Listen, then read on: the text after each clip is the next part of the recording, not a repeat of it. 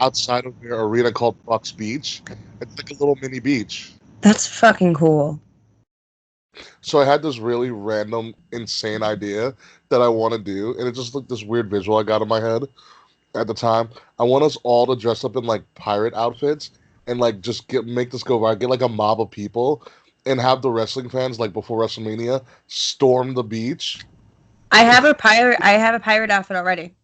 Oh, Jesus Christ, that was quick. I've had one.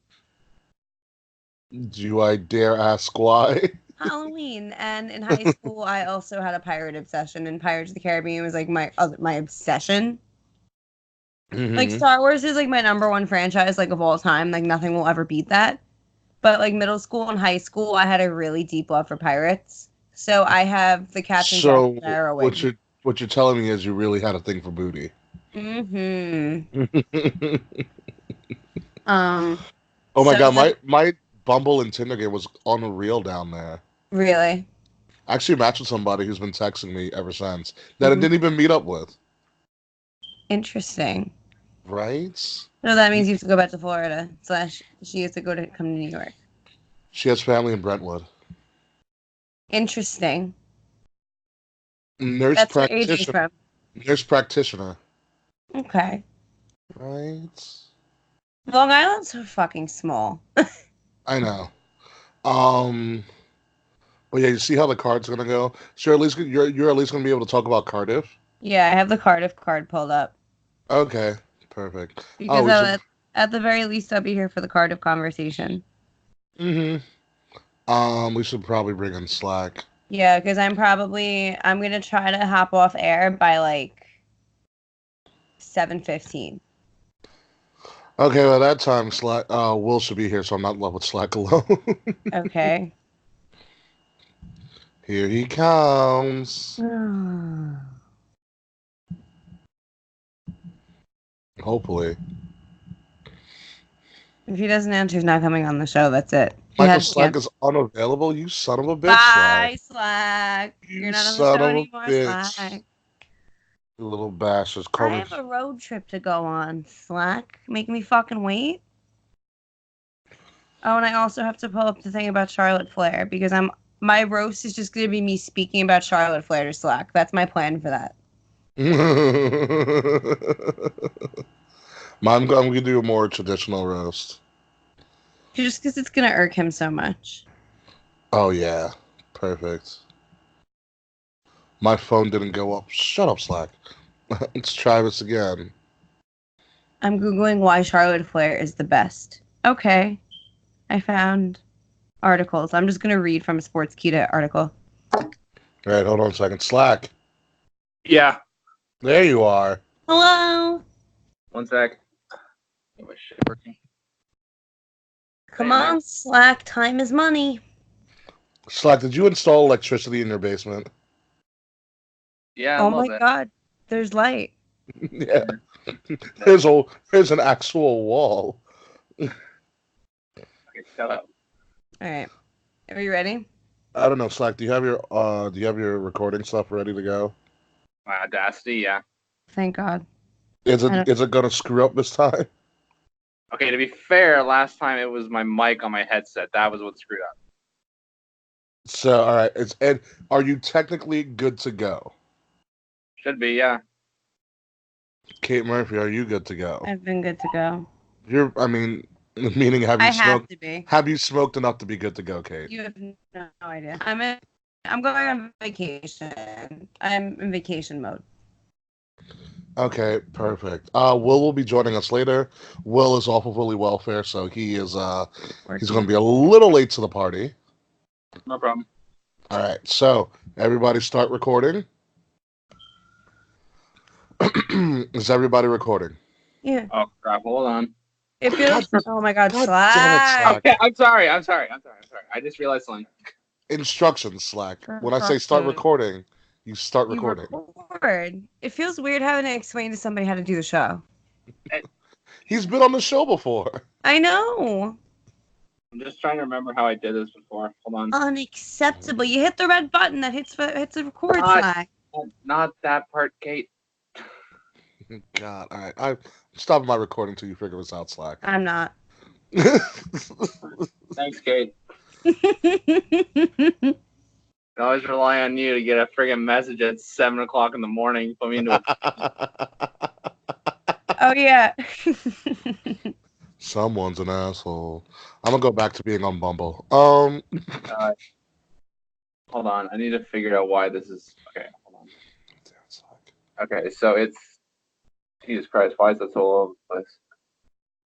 I'm not going to be on the show, am I? Not if someone doesn't get his shit together. I'm trying to, but it's picking up everybody's voice, not just mine. You fucked this up again? Oh, my God. Wasn't this the same problem last time? Maybe. Oh my God, Slack. To be fair, Will did help me with this, but he's not here, so. Yeah, it's pretty simple. Your audio out has to be going to your headphones, and your audio in. Do you not have headphones in right now, Slack? Speakers. I do have a set of headphones. They're just not great.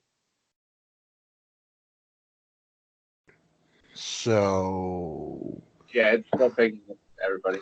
How do you plan on listening to us then? I have you guys playing out of my phone speakers. Oh, wait a second. Hold on. I just realized. Hold on. Oh, you forgot to plug something in, didn't you? Oh my God. No, it's not that I forgot to plug something in. I just realized what I was trying to remember what I did last time, and what I did last time was that I plugged my speakers into my phone, and then so that way you guys. Why don't you Skype on the computer? I have a really crap computer. This camera doesn't work. Oh. This is good now, though. It's only picking up me, so we're good. Excellent. Yeah, I told you to get my shit together. I want to let you guys down. Oh God, took you like 5 minutes. Jesus Christ! All right. Is everybody recording again? I've been recording the whole time. Sorry, Will. I'm aware. Are you recording now, Slack? I should be. Oh God. Is that Did you hit the red button? I am, yeah. Okay. On the count of 3, we will clap our hands like it's preschool again. All right, ready? 1, 2, 3. Perfect. Good job, Slack. I am proud of you. Yay. Yay, Slack. It's going to be the only time I'm proud of you this show. So get used to it. Ladies and gentlemen, welcome to another glorious episode of the Kings of the Rings podcast. I am back from Florida. I am back from my discussion with the mouse. My Bumble game was on point, let me tell you folks. And of course, I got to sit on the Iron Throne. My name is King Ricky Rose, your host of the Kings of the Rings podcast and your co-general manager of Wrestle Addict Radio. Find Wrestle Addict Radio on iTunes, iHeartRadio, Spotify, where all podcasts can be found. And apparently also look for R2D2 as well. As wherever the fuck that came from. I went to...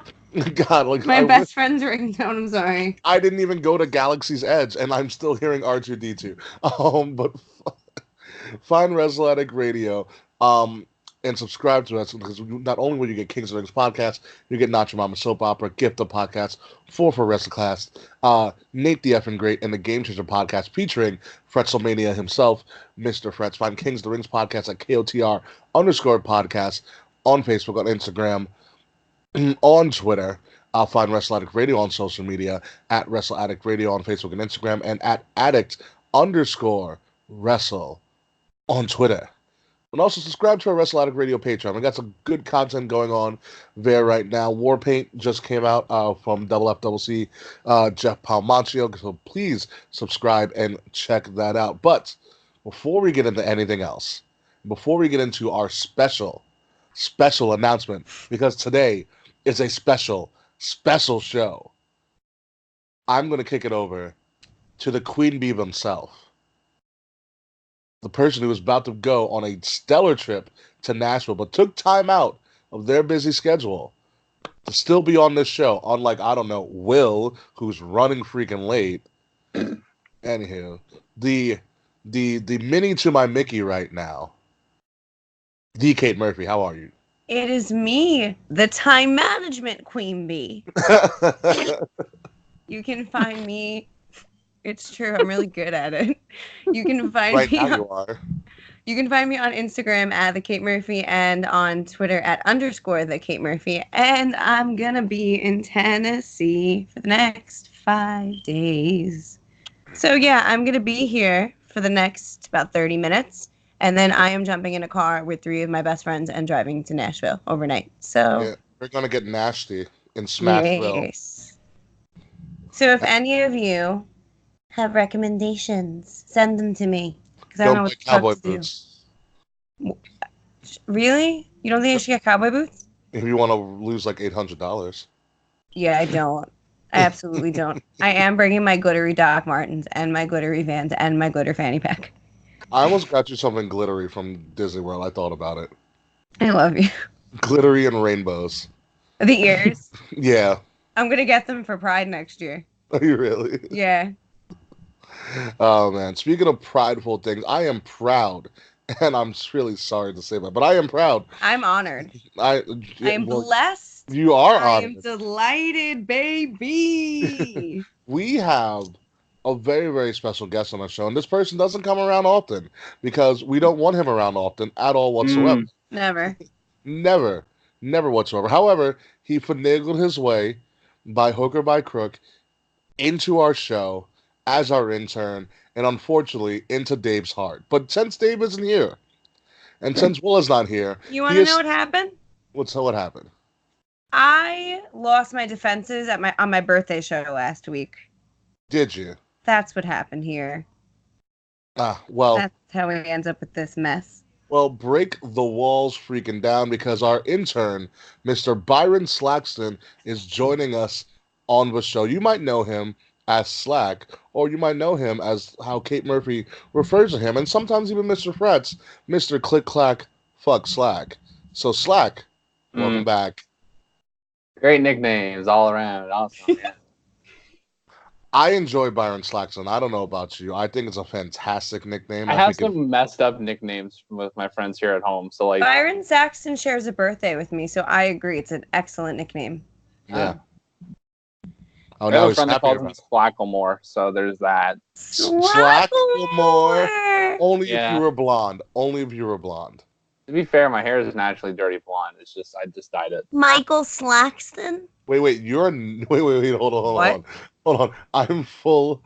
That just blew my mind. You're naturally blonde. You're dirty blonde. I'm also dirty blonde naturally too. I am naturally white, apparently. So according to this, according to the show at this point, everybody's lighter than they appear. Apparently on this show. Holy shit. Okay. If anyone thought my hair was natural, Before we get too ahead of ourselves, there's 2 things I need to reference. I mean, this is your show. We are dedicating this show to you, Byron Slackston. We have so much planned. We have special guest appearances that are not actually going to happen. We have special guest speeches that are probably going to happen. And pretty much this show is all about you and our I guess our liking of you. That's hard for me to say. Towards you. Something like that. Yeah. This is the Slackston show. This is the Slackster podcast tonight. So Slacksgiving? Slacksgiving, yes. It's Slacksgiving. Yes. Oh my God. Yes. Happy Slacksgiving, y'all. Happy Slacksgiving. So Kate's only got a half an hour and everything I want to reference has to do with her. So with them. Go ahead, Slacksgiving. I mean Byron Slackston. Go ahead. What do you have to say? So I don't know if you guys remember. Well, you obviously do, but the Friends of the Show era, and Kate was your first guest, and you asked them, "Are you Team Slack or Team Fuck You Slack?" And they gave a resounding Team Fuck You Slack. Yes, and I remember that, and I don't know why I'm gonna get like all sentimental here, but I had a friend. It's your show. I had a friend going through a real rough patch dealing with sobriety, and I wanted to thank Kate for being there and helping me with that because I knew that they had gone through their own struggles with that kind of stuff. So I just wanted to thank them for being there for me, somebody to talk to, like an outside third party. So thank you for that, Kate.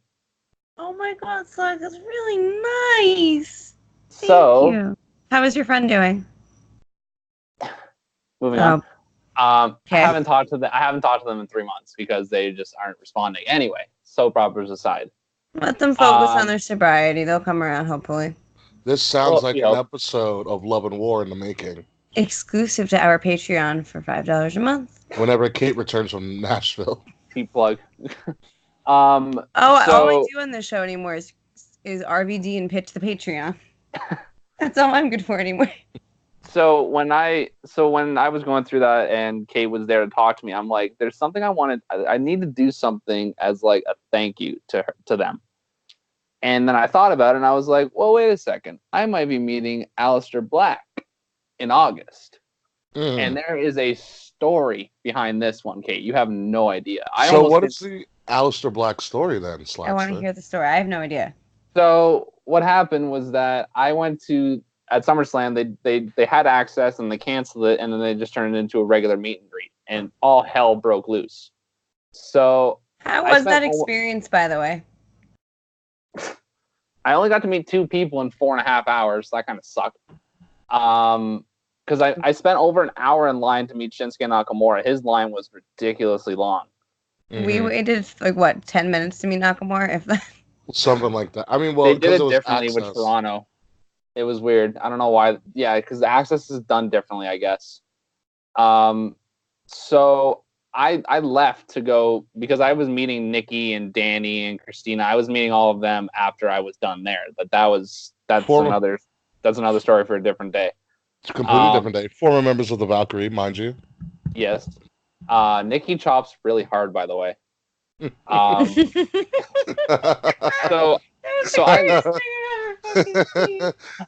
That video is really funny. It's a good video. Yeah.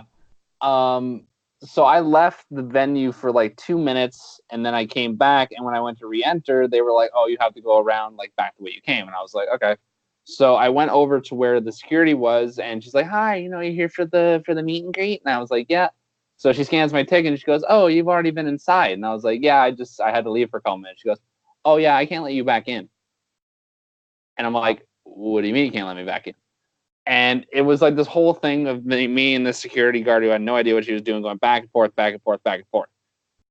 20 minutes later, I'm able to finally get back in because the head of security was called to deal with me.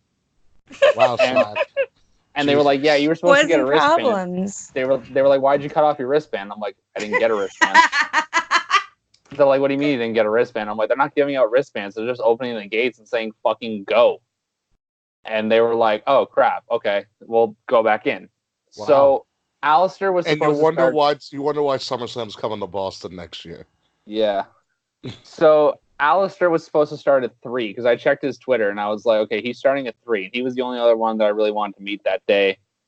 Well, it's not true because like Cesaro was there, but his line was like out the door and around the corner.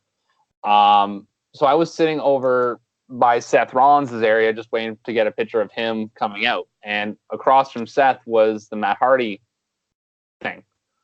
And all of a sudden I see somebody come through the back door and he's wearing a snapback cap and he's got double tattoo sleeves. And I'm like, oh shit, that's Aleister. So a bunch of us ran over to the Matt Hardy line. They switched Matt Hardy out with Aleister and they started that. So I'm in line and I'm like, okay, I have 2 goals. 1, get a good picture with him, and 2, get a picture of him saying hello to Kate, or a video of him saying hello to Kate. So things are going well. People are, he's like the nicest guy in the world, by the way. First and foremost, he is like the nicest dude in the world. Like no one that can kick your face off of your face should be that nice, but he is. I get that. So they started like really rushing people through the line because he was supposed to be done at 6 and it was like 5:15. I was like, oh crap, this might not actually happen. So I get up to the desk and he's like, what's going on, man? I'm like, oh, it's really cool to meet you, but I just need you to do me one favor. And he looks at me and he goes, oh great, another favor, but he's smiling, right? So I'm like, he knew it was Slack. I said, I have a friend.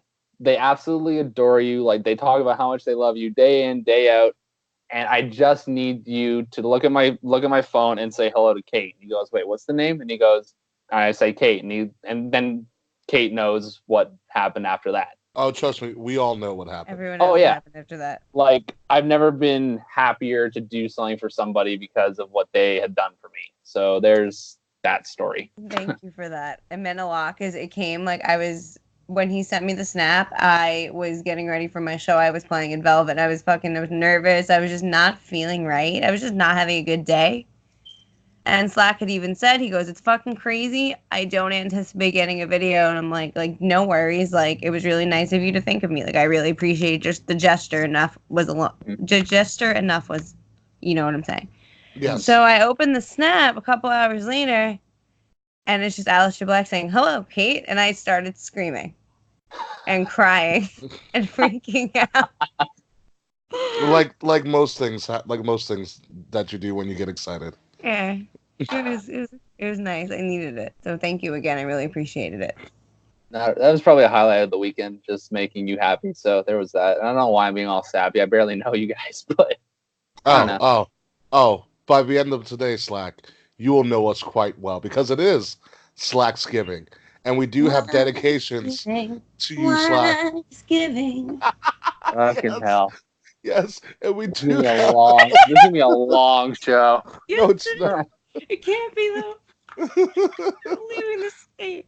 So we are going to switch things up. There's a wrestling is an interesting time right now. In 2 weeks, we have the return of WWE to Madison Square Garden. Evolve's coming back to the East Coast to do their shows. With Austin Theory, who just signed with NXT as their Evolve champion. So there's a lot going on at the moment. Lucha Libre AAA is coming to MSG, the Hulu theater, not the actual MSG anymore because they couldn't sell tickets. And most importantly, this weekend, Saturday, August 31st, we have two major shows going on the same day at 3 p.m.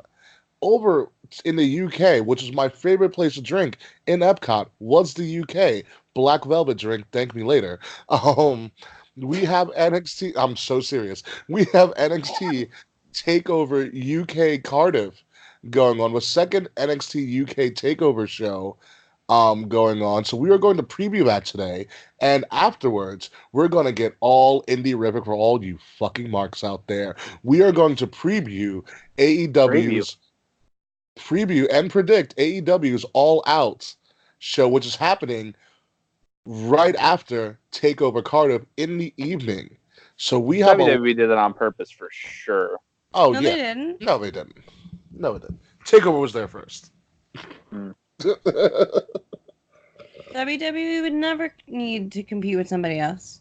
Especially That's silly, Slack. Especially a lesser brand like AEW, obviously. All those blood and guts. Could you imagine? That's TV 14 ratings, absurd. Absolutely ridiculous. Meanwhile, let's cut to Bray Wyatt breaking Finn Balor's neck. Anyway. Yeah, it's perfectly fine to break somebody's neck on a PG show. I don't see what the issue is, Slack, at all. I'm okay with it. Attempted murder, but yeah. There's some anger, and this isn't jiving well with my vacation vibe, guys. Children need to see attempted murder, Slack. You know what children won't see? A $60 pay-per-view that you have to pay for, where you can pay $10 and watch TakeOver on the WWE Network. Anywho, moving along to the NXT TakeOver UK card. I have the card whenever you're ready. So, Kate Murphy, take it over. What's our first match? Our first match of the night is Noam Dar versus Travis Banks. Finally, Travis Banks gets to debut on a TakeOver properly. He's been so riddled with injuries. The Kiwi Buzzsaw goes up against Noam Dar, who's just a little shit, to be completely honest with you. He's a fuckboy, but I really like him. This, and you wonder why I'm single. I don't. Wow. All right. Wow. There goes one dedication out the drain. Chill. This comes one dedication out the drain, Mr. Slack. See how it is. See how it is. All right. But I'm going to go with Travis Banks because Travis Banks deserves this moment. I agree. And Noam Dar's been there long enough. He can sell for Travis Banks really well. So I think Travis Banks finally gets a spotlight, and it's just going to move up and up the UK card from here on out. All right. Next we have in this match, I'm really Whoa, hold on. We got Slack has to choose. Oh, yeah. He's the other person on the show. Okay? Jeez. Jesus Christ. Yeah, I'll just go with Travis Banks. Noam Dar, I feel like, is there to just sell because it's weird how young he is, but he's already sort of considered a veteran of the UK scene. So giving it to Travis Banks just it makes sense. Yes, it does. All right, what's our next one, Kate? All right, sorry, I'm really excited about this match. Bomber Dave Mastiff versus Joe Coffey. Isn't this the last man standing or not? I believe it is. Oh dang. And I think Joe Coffey might kill Bomber Dave Mastiff. It's tough though. It's gonna come close. It's Dave freaking Mastiff though. I'm still sad we didn't meet him at fucking Access. I'm sorry he had to go pee. I get it. I was still sad though. Like a big man can only hold that liquid for so long. Fair. Like let the man relieve himself in private. Oh my god, it's really hard to go against Dave Mastiff in a last man standing match. But then again, I look at Dave Mastiff and feel like he's like a poke away from just falling and not getting up. True. What? You want me to lie? I don't watch UK. That's the thing. You don't? No, I don't have the network, and I just don't have the time on Wednesdays usually. Wow. Today's a rare Wednesday that I actually have time. Who said it was Wednesday? It's like obviously we're Friday, so everybody's listening on Friday. Yeah. Cut that part out. No, not at all. Right, fine. This is why you're an intern, Byron Slackson. This is why you're an intern. Forever. So does this mean I get to cut off Slack freely? No. Yeah, absolutely. Go right ahead. It's our show. Slack is on the show. But I'm going to go with Joe Coffey now that I think about it. Yeah, it's going to come close, but Joe Coffey's a savage. I think he's going to do it. I think Gallus is going to come up in the next couple months and do for UK what Undisputed's doing on NXT right now. I'll pick Coffey. Okay. Next match, what do we got? Okie dokie. We have the NXT UK Tag Team Championship, and it is a triple threat match between Zach Gibson and James Drake, aka the Grizzled Young Veterans, versus Mark Andrews and Flash Morgan Webster versus Mark Coffey and Wolfgang, aka the other two members of Gallus. And honestly, I'm not sure. I'm sorry, what's Gallus? Gallus is Mark Coffey and Wolfgang. And Joe Coffey. They're the Scottish faction, basically. I'm surprised that they didn't put part of Walter's faction in that match. Imperium? Yeah. Well, no, the only Imperium-related match is the main event. Yeah. Which is fine. I think it needs to be that way. I love Imperium, though. Oh my god, they're so good. I think they're a fantastic faction, but we can't talk about them right now. We're talking about this NXT UK titles. I think the Grizzled Young Vets, Zach Gibson, James Drake, great run. Very surprising run, because I thought they were going to give it to Mustache Mountain, because it made sense to give him the Mustache Mountain at the first takeover. Whatever. They came up dressed as the British Bulldogs. It made all the sense in the world to give them those beautiful looking tag titles, and then they didn't give it to them. The UK division has the nicest titles in the company, by the way. Overall, when I get married, I want to get the UK tag titles for my wedding. Oh my god, that'd be amazing. Yes. And so, as much as I think the Grizzled Young Veterans have had a great run, it's been a consistent run. It's been a good run for them. I think it's time for them to give it up and to move on. With a very infantile stage that the NXT UK is still in. You gotta move it around a little bit to create some more excitement with these tag titles, and I think it's time for them to move on. So I don't think the Grizzled Young Veterans win, and I don't think Mark Andrews and Flash Morgan Webster win at all. I think they're there to put on a very good high flying show.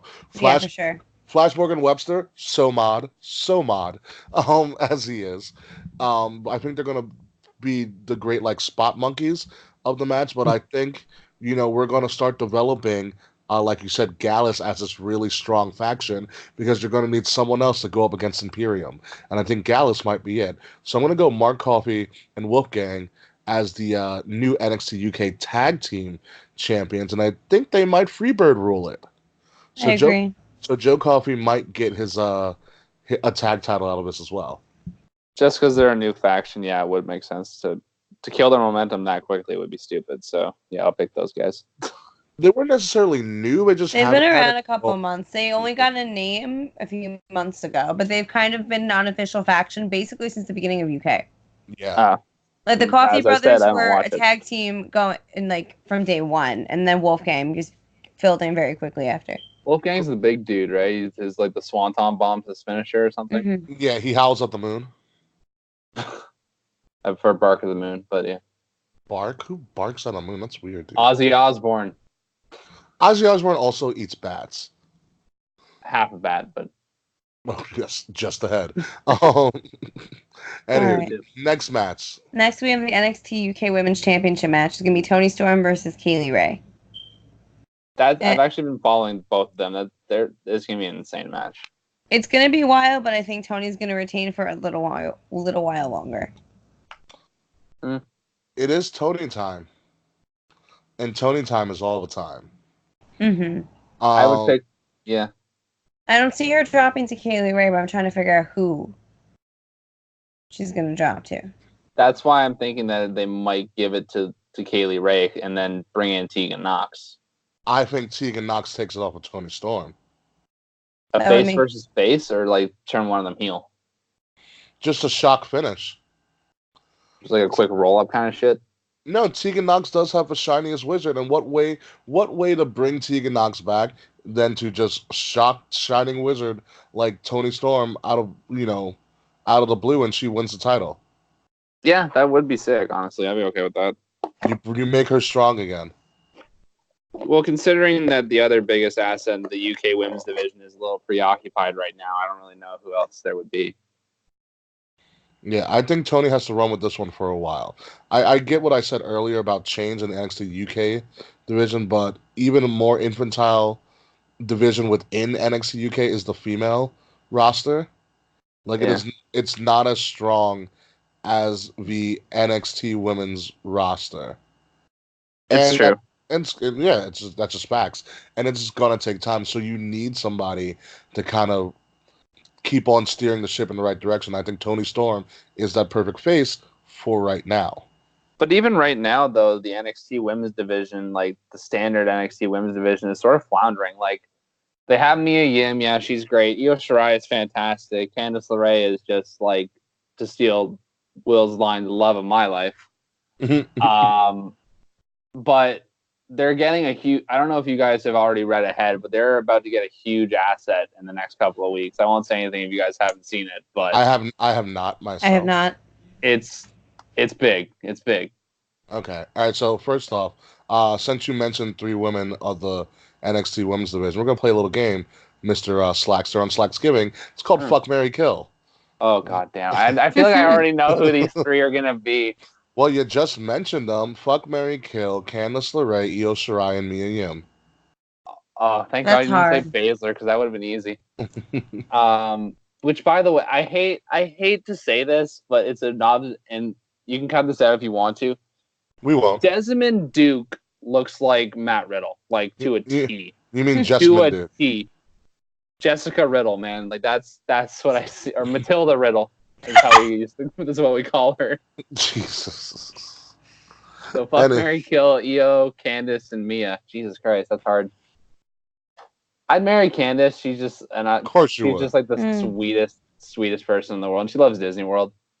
So probably kill Mia Yim and then the other. Wow. There's something about Io Shirai, man. Are we talking face Io or heel Io? Oh, we're talking about current heel Io. Then yeah, fuck Io Shirai to hear him back. Then Jesus Christ. Me and my friends, when we were watching NXT and she came out to that entrance, we all just looked at each other and went, "Fuck." So I guess she's fantastic as a heel. Yes, she's very fantastic as a heel. All right, what about you, Mr. Ricky? What the hell did you just say? Is that English? What about you, Mr. Ricky? What would you do with those 3? That's hard. It's a one-way game kind of thing. It's a hard, but I'm going to say, it's going to be Mary Candice. I'm going to switch them up. I'm going to have to kill Io as much as I love heel Io. And I feel she doesn't need anybody anyway. She's She's like an asexual heel. Um, it would have to be Mary Candace fuck me again because Jesus Christ, could you imagine?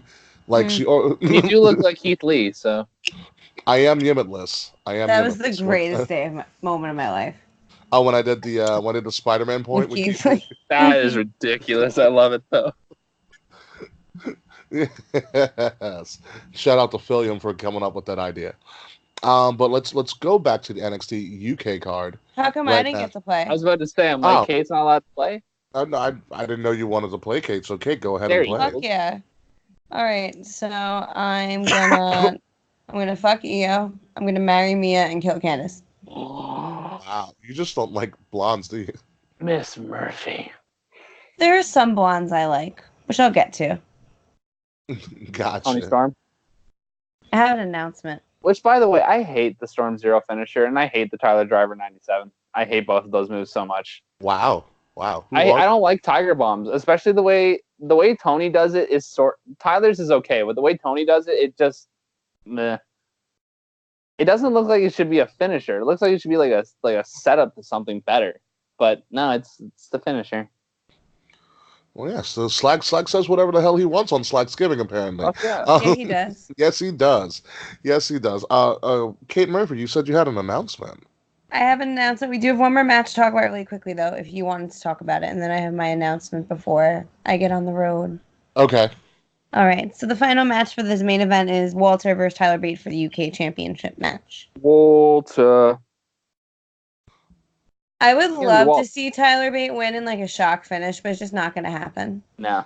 You know what I think is going to happen? And this is like the uber heel in me coming out, which is really weird because I'm always heel. Mm-hmm. If they broke up, I would cry. Wait, are you saying Trent Seven will join Imperium? Shut the fuck up. Slack, I'll never. No. Hey. First off, to be fair, I've done this before. I correctly predicted Roderick Strong would turn on Pete Dunne and join the Undisputed Era. I called that. I didn't. Apparently not. A lot of people that I knew didn't. I didn't see that coming at all.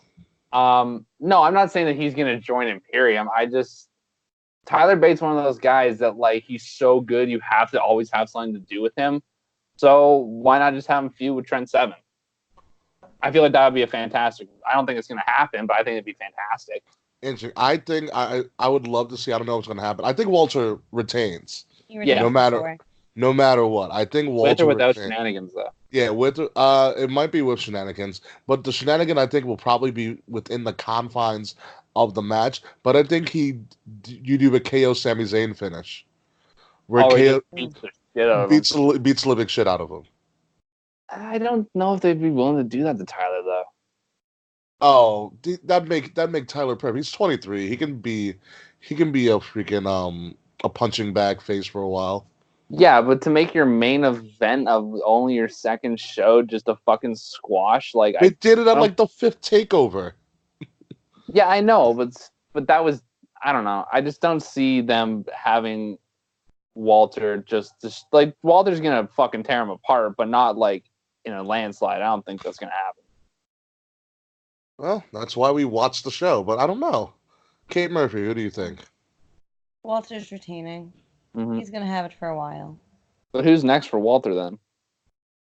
Maybe it's a surprise that they haven't talked about yet. Because think about it this way: you have AEW's All Out, which we are going to talk about after the break, and you have NXT Takeover hours before, so Takeover is going to have to set the tone. And you best believe that there is something huge that has to happen at this Takeover. Someone that none of us are expecting is going to show up. It's going to interfere. It's going to make their presence known. I was about to say, did you see WWE's announcement about Cesaro? No. Yeah. What was He's it? Going to be showing up at TakeOver. As like what, in the crowd? No. Probably have a match. Maybe, but like something big has to happen. A TakeOver with only 4 matches is not a TakeOver. So Cesaro's it'll probably be him against Devlin, just like they did with Balor. Well, that was that was a Jedi Padawan match. Yeah, yeah. Yeah.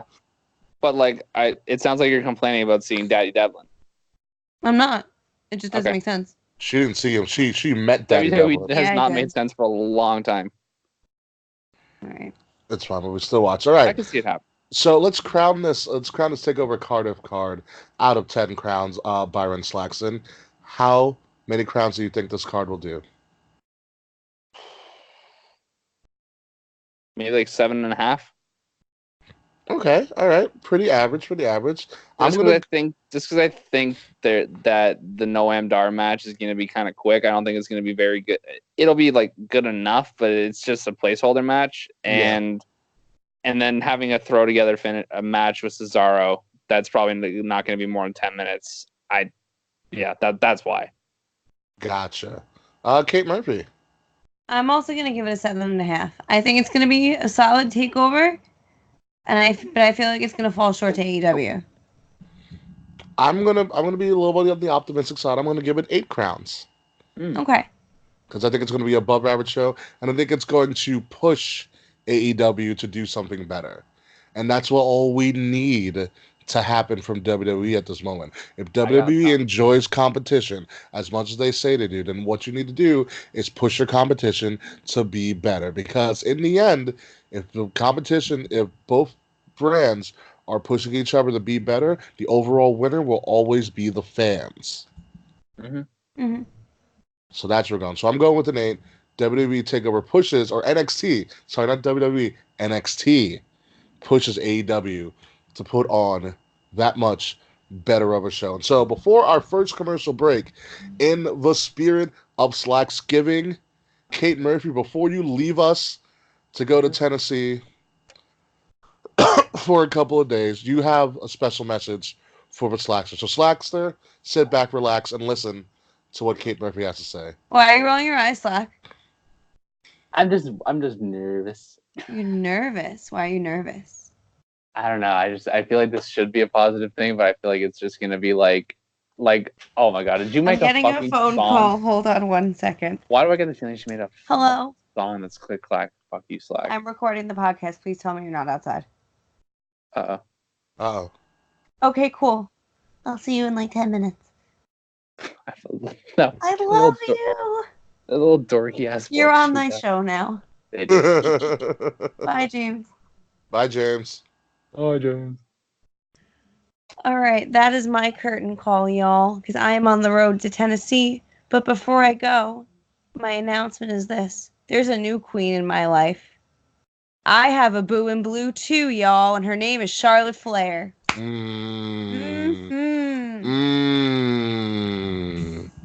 Fuck. Slack, what are your thoughts on that? Fuck. I hate Charlotte personally. Wow, what's the matter? Have you seen Charlotte? Her legacy?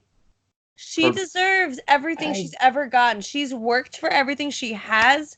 She's the best athlete in WWE. Kate, I like you too much to get into this. She's beautiful.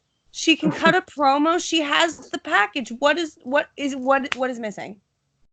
It's not that there's anything missing. I will never. Okay, it's like this. I will never deny the fact that Charlotte is a good wrestler. I will never deny that. Just for me, in the time that she came up, along with Becky and Sasha, my boo and blue, there was just so much potential to have it. I didn't like Charlotte for a while before, but it went overboard when she beat Asuka the first time. There was no reason for her to beat Asuka. I understand it was so Carmella could cash in, but instead of making Carmella the person to win the Money in the Bank, you go back, you make it somebody different. You have them make the match at WrestleMania a fucking triple threat and still give it to Asuka. There was absolutely zero reason Charlotte needed to win that. Oh, we can go on and on. There's a giant reason why Charlotte won that. Okay, which is? Age, number one. Okay. If you're going to build the future of a women's division, you're not going to give it to somebody who's aging like Asuka. No offense to her, but Asuka's just on the tail end of her career. Charlotte is just getting into her prime. And you put... And you put the rocket ship on the person who's going to lead them into the future. And the main event was built behind Charlotte for the first half of the year. And then Becky stole the show, and then you had to fuck shit up, and then they had to fuck shit up. So then why build an entire NXT women's division around Asuka then? Could have done it around Ember Moon, Peyton Royce, Kairi Sane, Nikki Cross. They didn't build it around Asuka. That no one was She was ready for undefeated Asuka for over 500 days. How's that not building it around her? What did I start? A lot of shit, Kate. That's why I said it. Not to mention the fact that she's coming up on 10 championship reigns. Or 10. Goddamn right. Count them 10. That's fucking ridiculous. I'd rather not count 10. 10. 10. 10. Count them. 10. I'm leaving in 10 minutes. Wait, so why do you have a new queen, Kate? Exactly. What's so great about Charlotte? Charlotte Flair is the new queen. She is the new Boo and Blue. Ugh. You want to know why? Just to piss me off. Click, clack, folks, look. Yep, figured. And with that, it is me. Always stick to your brand. It is me, the Queen Bee, going to Tennessee. Thank you, Kate Murphy. Enjoy your trip. When we come back from the break, folks, Slack and I, and hopefully Will, fingers fucking crossed, will be joining us on the show, and Slacksgiving will continue as we go all out on AEW's next pay-per-view. So we'll be right back. Happy Slacksgiving. Kate, enjoy your trip. Thank you. I love you. I wish you were staying around for the whole show, Kate. Love you too, Kate. Don't do anything stupid, and make sure Lauren doesn't die. I will do my best. Is this 162? This is 162, yes. All right. I'm going to export it right now while I get my shit together.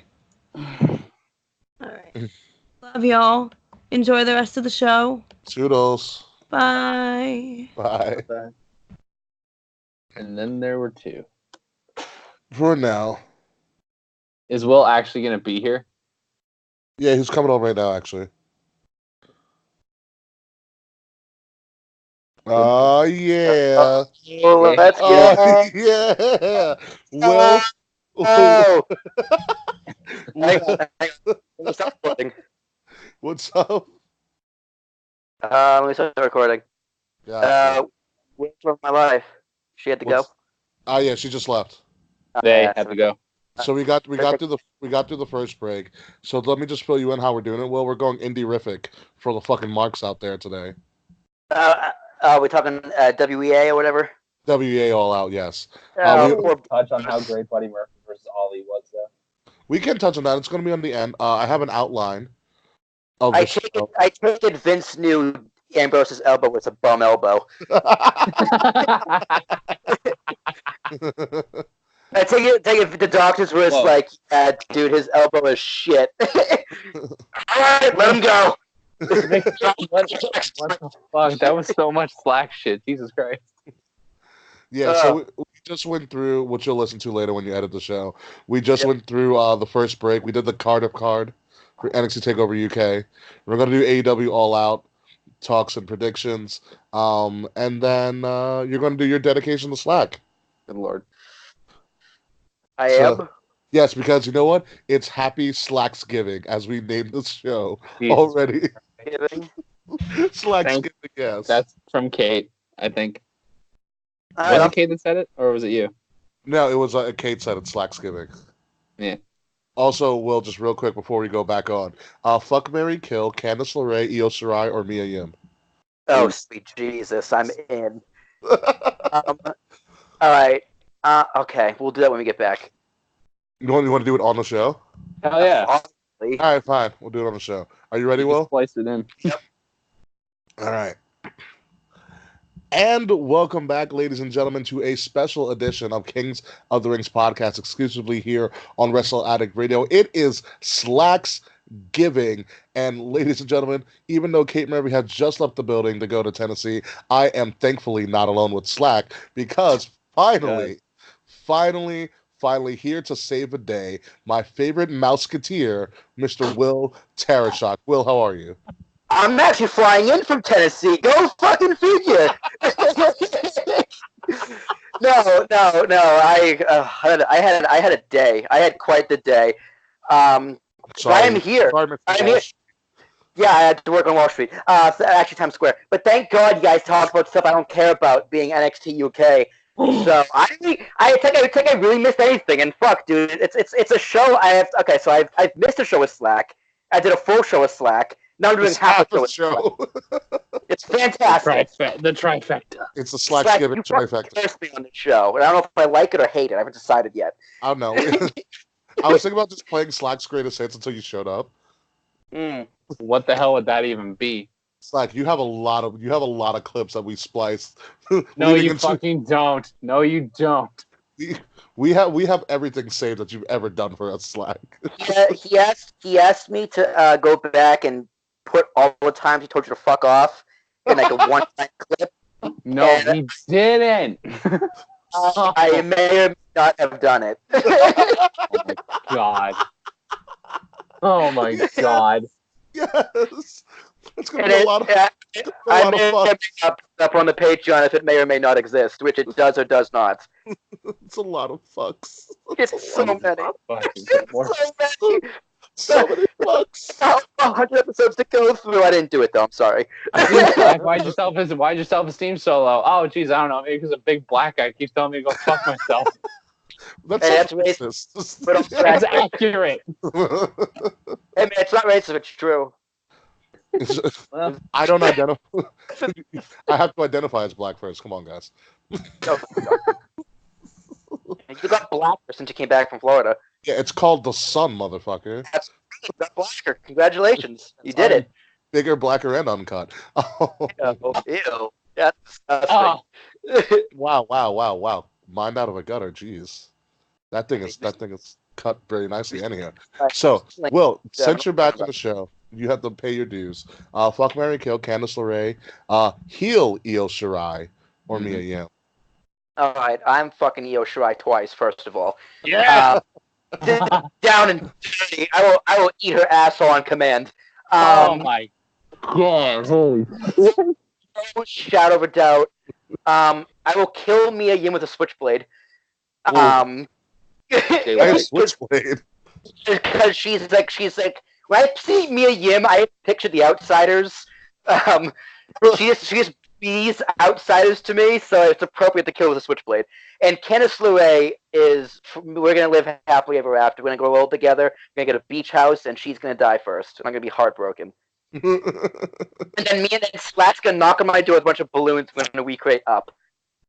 Yeah. So that's my fuck, marry, kill. That was like the easiest fuck, marry, kill you could have possibly given me. Like, why not Alberto Del Rio, Triple H, and Randy Orton? Because they're men. So. What about Baszler's? What about Baszler's faction there? Oh, easy. Killing all of them. No, I'm keeping Marina Shafir. That's Roddy's wife, and Roddy has a great-looking wife. True. I've heard of the other two anyway. When one looks like Matt Riddle. Killed the tall one. And I turned Shayna Baszler face. Yeah. I have her face away. Shayna's she's a lesbian, right? Shayna Baszler? Probably. I don't recall. She might be. I don't think any man has ever looked at Shayna Baszler and been like, yes, that's the one I want to breed with. Girlfriend. You'd be surprised. Have you been on Tinder? That's true too, actually. Have you succeeded on Tinder is the real question. Anyway, moving on. That's it. Let's just say it's a lonely life that I live. That's all I do. Pay dues. I mean, Christ, dude, Tep charged me like $250. I think it was $450. I honestly don't remember how much I had to pay dues, but it was a lot. You only have 2 Patreon members. Take it easy.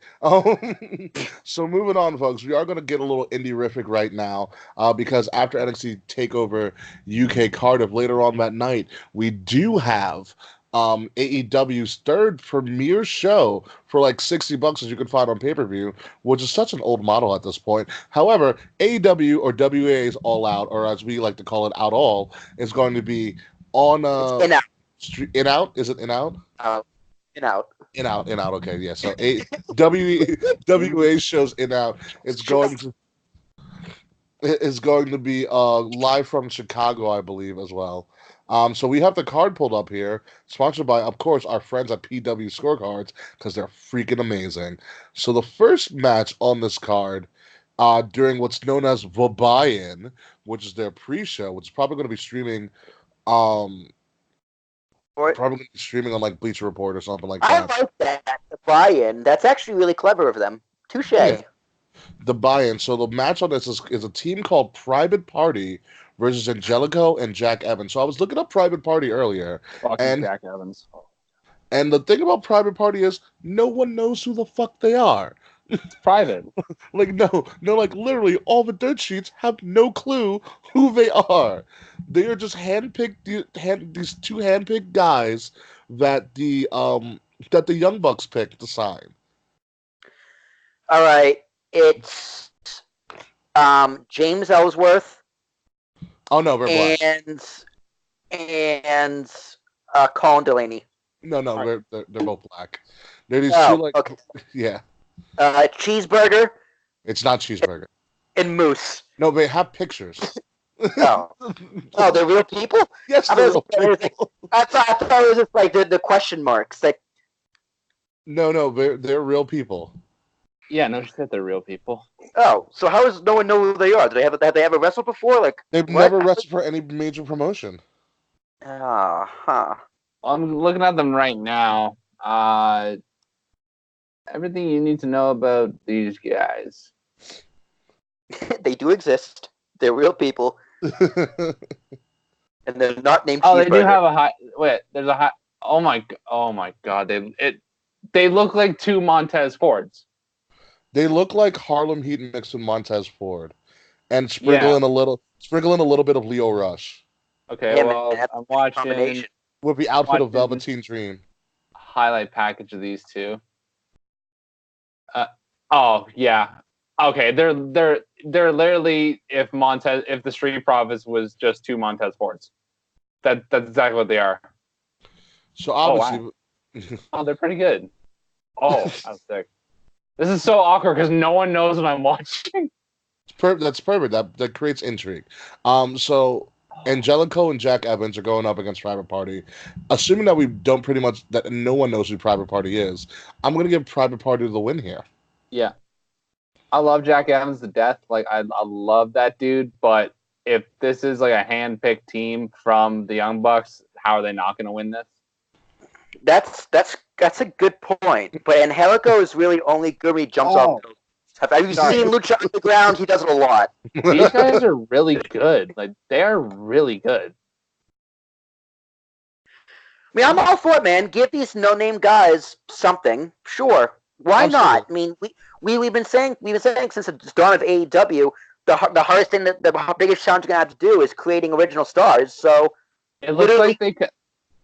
They're wrestling for coming up. Literally, is two people you've never ever heard of getting a win here. It's not my fault if your mic keeps cutting out all the time, and I don't know when you're stopping. Hey, Slacksgiving. It's Slacksgiving. Everybody get along, damn it. Hey, Slacksgiving, pass the stuffing. I'm gonna stuff you. Please don't touch me. Bust the stuff, baby.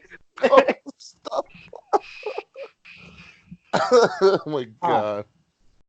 All right, continue. Whoever, somebody talk, please. All right, sir, you can make the point. I give you. It looks like they came from a promotion called CZW.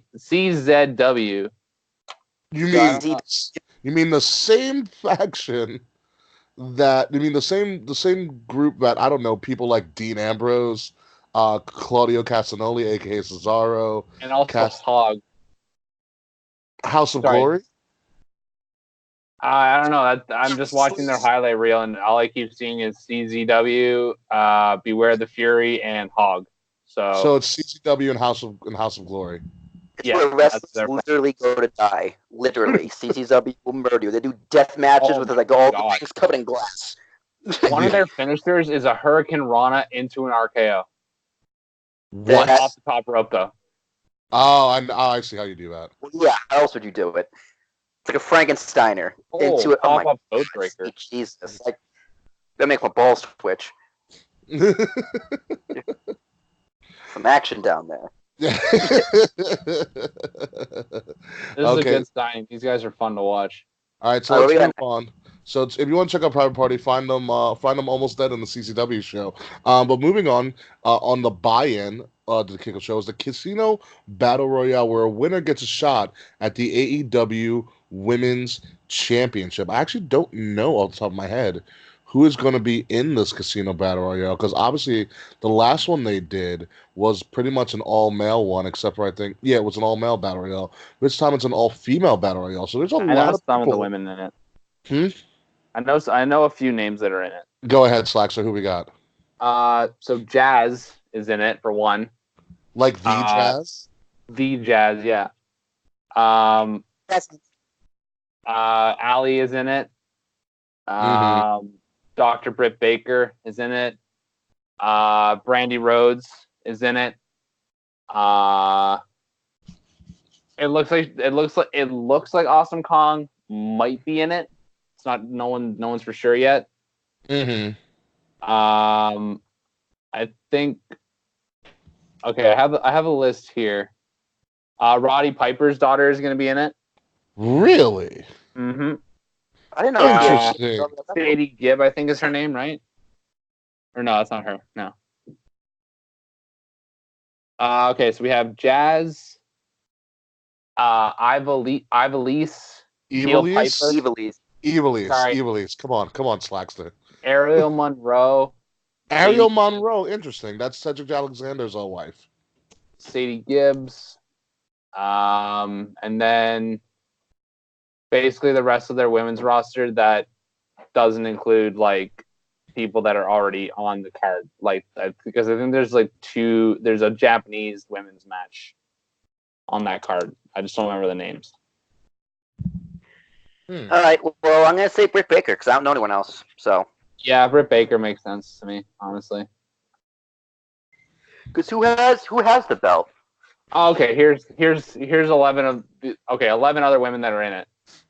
So we have Allie, Awesome Kong, my love, B. Priestley, Brandy Rhodes, Britt Baker, Hikaru Shida, Kylie Ray, Leva Bates, sorry, AKA, Nyla Rose, aka Blue Pants. Oh yeah, it is. Nyla Rose, Penelope Ford, and Sadie Gibbs. All right, I'm gonna say Penelope Ford is a dark horse because god damn Penelope Ford. I'm gonna say god damn Penelope. Think with your head, not your head. I'm gonna say Britt Baker just because I feel like it makes sense, but I wouldn't be surprised if Brandy Rhodes gets it. I'm gonna go with Brandy Rhodes. I think Brandy Rhodes wins this by some nefarious ways, as a former host of a show would say. Oh God, I hate you. Who doesn't love a good callback? All right, next we have a whole card to go through. Nah, yeah, it's not that big. It's not as epic as a WWE card, but still. It's a card nonetheless. So first match we have on the main card is a 6-man tag team match. SCU SoCal Uncensored, the openers of pretty much every AEW show thus far. Versus Luchasaurus, Jungle Boy, and Marco Stunt. I feel like a good way to open any shorter show was to have a good face win. Everyone seems to love Luchasaurus, so I'll say that. Jungle Boy. SCU is so popular. Like, they're like the cool heel, and Daniels and Kazarian are just, they're magic together. Like, they're just, it's like is that who the other? Oh, yeah, Daniels and Kazarian. I'm gonna go SCU on this one. I'll go with Wills. Actually, I forgot that's where Daniels and Kazarian was. Yeah, I'm gonna go SCU as well because SCU is just freaking amazing. Love Kazarian. Yes. All right. So next match we have on the card, I believe is there 2 Japanese stars. I'm not too familiar with, so you might have to help me out here, Slack. Riho versus Hikaru Shida. I think. What was the first name again? Riho, Riho. She got the win in one of the AEW 6 women tag matches, I believe, at All In. I think she's the one who got the pinfall in that match. She's like they're building her to be like the she's like Bailey essentially. Gotcha. Like if you took the hugging away and you just kept the underdog thing, that's what she is. Gotcha. She's very tiny, yes. from what I can see. Very much so. And Hikaru Shida is really cute. Number one, Japanese professional wrestler. Wait, what? No way. Hikaru Shida. Not. Hold on. Keep talking. I just need to check something here. pick your jaw up off the floor, Slack. No, it's not. It's not. No, it's not like what Io Shirai used to do in Japan. Trust me. Is she? She's very infantile in her years. I mean, she's been wrestling since 2000. Well, not really infantile. She's 31, so she's pretty experienced. Been wrestling since 2008. She's freelanced for a while. Freelanced for about 5 years. She's wrestled Kenny Omega. Intergender stuff. And now she's with AEW full time. Watching the highlight reel of her. Jesus Christ, she hits hard. Most Japanese superstars do. Yeah, but like Jesus Christ, she hits really hard. She's held a couple of titles in different promotions around Japan. Mm-hmm. Pro Wrestling Wave, Revolution Championship Wrestling, Sendai Girls Pro Wrestling. Ice Ribbon was her big thing for a while, winning pretty much all of their stuff. Tag team titles, the Ice 60 Championship, wow. A lot of tag titles. Openweight champion in the Oz Academy, tag team champion twice in the Oz Academy. Pro Wrestling Wave, single championship, tag team championship. So she's experienced. She's wrestled Asuka and Dakota Kai both. Okay, so she knows how to take a hit. Ember Moon as well. So she has credibility. She's faced some of the top talent that we're aware of. Only problem is now she gets not problem, but the benefit for her now at the age of 31, she gets to debut to an American audience. So hopefully, the Young Bucks and Cody and them have done their research, which it sounds like they have. And she is going to put on a stellar, fantastic show. And just based on the credentials alone, I'm going to go with Hikaru Shida to win this match. I'm going to go with, what's her face? The underdog girl. Because I think they're trying to build her. Yes, I think they're going to try to build her. The Japanese one. She's going to win. Thanks a lot, Will. Hot take as always from Mr. Terashai. The first one, because she has one name. Riho? It's like Ichiro, alright? He's gotta be good. That's the difference between Ichiro and Hideo Nomo, alright? Ichiro has one name. Okay, moving on. Right, okay. Even though it's Suzuki, but... Okay, we do have another tag match that I see on this card right now from PW Scorecards. We have the Dark Order, which sounds like something out of Star Wars, versus the Best Friends. Which also sounds like something out of Star Wars. Okay, so the Best Friends, I think they could win this because they're such like shit-talking faces. Mm-hmm. And whoever wins this gets a bye in the tag team title tournament, by the way. Yes, this is an official tournament match for AEW Tag Team Championships. So I think if they want to go the quippy route, they could have the Best Friends win, just have them talk shit about the other people on the ramp. But I think Dark Order makes more sense. I just like the name of Dark Order. It just sounds so badass. You guys not actually know any of these guys? I actually don't know the Dark Order, or I've heard of the Best Friends, but I do not know the Dark Order. It sounds like the most wrestling bullshit ever, though. So yeah, it's pretty wrestly. Since it's indie, I'm gonna go with the Best Friends because wrestling fans like stupid things. You can't get a much stupider name than the fucking Best Friends. Also, how is Best Friends not taken? How did it take in 2019 for someone like, we're gonna call ourselves the Best Friends? I mean, Dark Order has Best Friends, just not as an official tag team.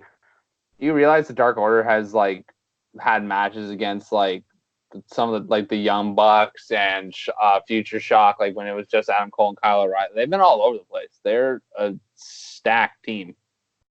Well, who is in the Dark Order then? Name the names then, Slack. So this is why we have you on the show. It is Slacksgiving. You give us the information. They are Evil Uno and they are Evil Uno. Oh my god, they are Evil Uno and Stu Grayson. That doesn't help. Okay. That you player Uno or Evil Uno is actually from Canada. He's wrestled on in Ring of Honor and PWG, Dragon Gate. Big fucking dude though. Big fucking dude. Uno, well, I'm gonna throw up drop 4 plus 4. Pick up 4 cards right now. And this guy is also, and then Stu Grayson is also from Canada, but they're from Quebec, so the color is now yellow. Yeah, these guys have been a team for a long time. So what makes them dark? I don't know. I guess because they're spooky dudes. I don't know. They're both whiter. One's white and the other one's a luchador. Interesting. Okay, so yeah, I'm gonna go with Dark Order just because the hell of it. Let's move on to a match that I think will probably steal the freaking show because all 3 of these people in this match have no regard for their own bodies. Joey Janela, Jimmy Havoc, Darby Allin, straight up triple threat match. We'll have fun. God. Yeah, man. Wow. Jimmy Havoc. Yeah, I'm gonna have to go with Havoc too. I mean, Darby Allin, I think is gonna be kind of focused as more of a mid-card guy. I think Darby Allin kind of has the worker's curse. He's just too good of a worker, and he's better putting guys over than he is going over himself. Yeah. And Joey Janela, a lot of people love and know Joey Janela, but I don't think he's the kind of star caliber as Jimmy Havoc. And I could be completely wrong by that. But that's just kind of my gut feeling. And I think Jimmy Havoc is someone who's been around enough, and I think people just know him more than a Joey Janela. But, these 3 guys are the future of this business, the future of this company as well. This is the blood and guts match of the night. Yeah, it's going to be crazy. These guys are going to beat the shit out of each other, get a standing ovation. And who wins? Does it really matter at this point? Because all 3 are going to get over. We all know all 3 are going to get over, which is a perfect spot for these guys to be in. Let's just someone like Pac. This is the best place you could be in on the card. Fucking Pac. So I'm going with Havoc because he is a guy he's ready to be a title contender now, whereas Joey Janela and Darby Allin need some polishing. Jimmy fucking Havoc. I'm going with Havoc. It's got to be Havoc. They're going to build their entire upper mid card around him until they think he's ready to be a top talent, even though he already is. Yeah, Jimmy fucking Havoc. Great guy, out of his mind. Let's move on to some of the bigger matches now on the card. The AAA Tag Team Championship ladder match. Oh, it's going to be so good. Or, as it says on the PW scorecard, Escalera de la Muerte. Ooh. Yes. There's death. Yes. The death skew-lator. Yes.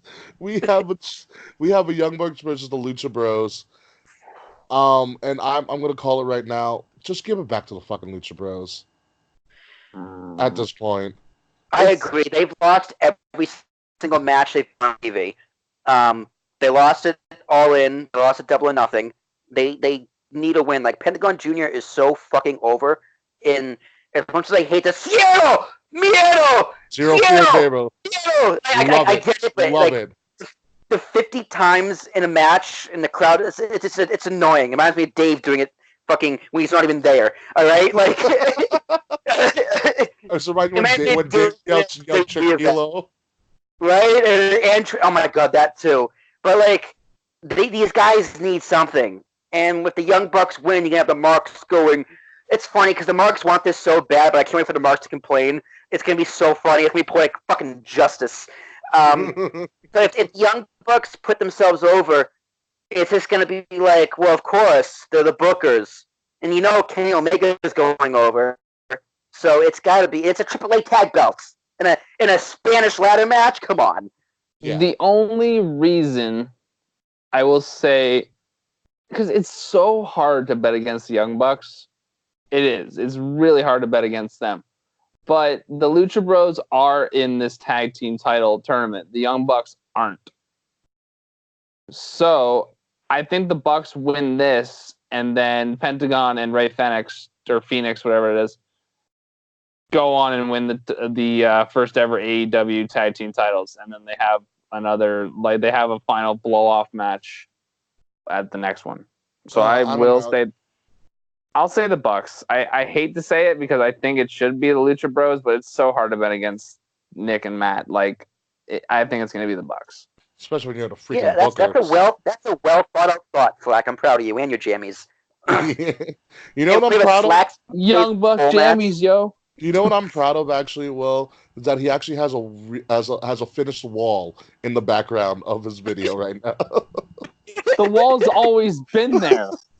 I don't know. So it was looking pretty rough the first couple of times. It's because back there is the laundry room, and that's what you guys have been seeing. But this wall supports half the freaking house. Of course, it's always been there. Wait. So you've been filming us from your laundry room?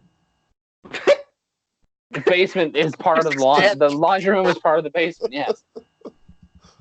I don't live alone, so yeah, obviously.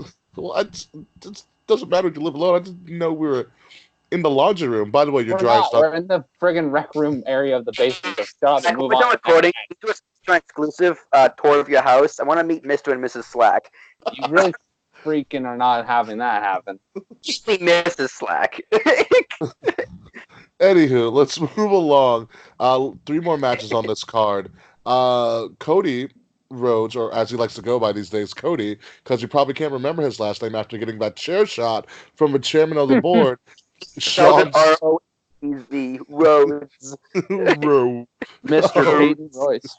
Yes, Mr. Peyton Royce himself, Sean Spears, because they just got married. Fucking lucky son of a bitch he is. Smart man is what he is. He's going to win, by the way. There's no way he's not. There's no way you can halt his momentum just like that. There's no way. Who, Sean Spears? Cody or Sean Spears? Sean Spears. There's no way. Yeah, you can. It's called a back Cody's one of those guys that, I can see him having no problem putting somebody else over. For the good of the company. Because it would make sense to have Sean Spears be the winner. Yeah, Cody hasn't lost yet, right? No, he lost. He lost in the tag match against the Bucks with Goldust, I think. Didn't he? With Goldust, I didn't watch Double or Nothing. Not Double or Nothing. The other one. No, a Fight for the Fallen or something. There you go. Fallen for the Fight. Firefight. I didn't realize how many things they had. It's like, yeah. They had All In, Double or Nothing, Fight for one. I like Cody. Apparently, Cody's going to have somebody accompany him to the ring that's not Brandy. It's like a surprise person. Is it Peyton Royce? Oh my god, that'd be so fucking funny. Could you imagine? I'm going Cody. They're on the ramp right in front of Sean. My gut's saying Cody. My gut's saying Cody as well. Sean Spears. Just because he's Canadian and also I like being different. You are different, Slackster, but that's why you have your own show, Slacksgiving. So let's move on to the second to last match on this card, which would have been, kind of like a bathroom break originally, but now it's usually the second to last match on the card is a bathroom break. Usually, you would have gone to the bathroom during Kenny Omega and Jon Moxley. No, but I will now since it's Kenny Omega versus Pac, and we know how much of a bitch Pac is because we all know Kenny Omega's winning this to teach Pac a lesson. Yeah, moving on. Well, no, he's winning because if he loses, what's the point of having the match with Moxley then? Okay, what? Okay, but here's the thing though. Kenny Omega is one of those guys that could lose 50 matches in a row and it's not going to matter because he's Kenny fucking Omega. So. I just think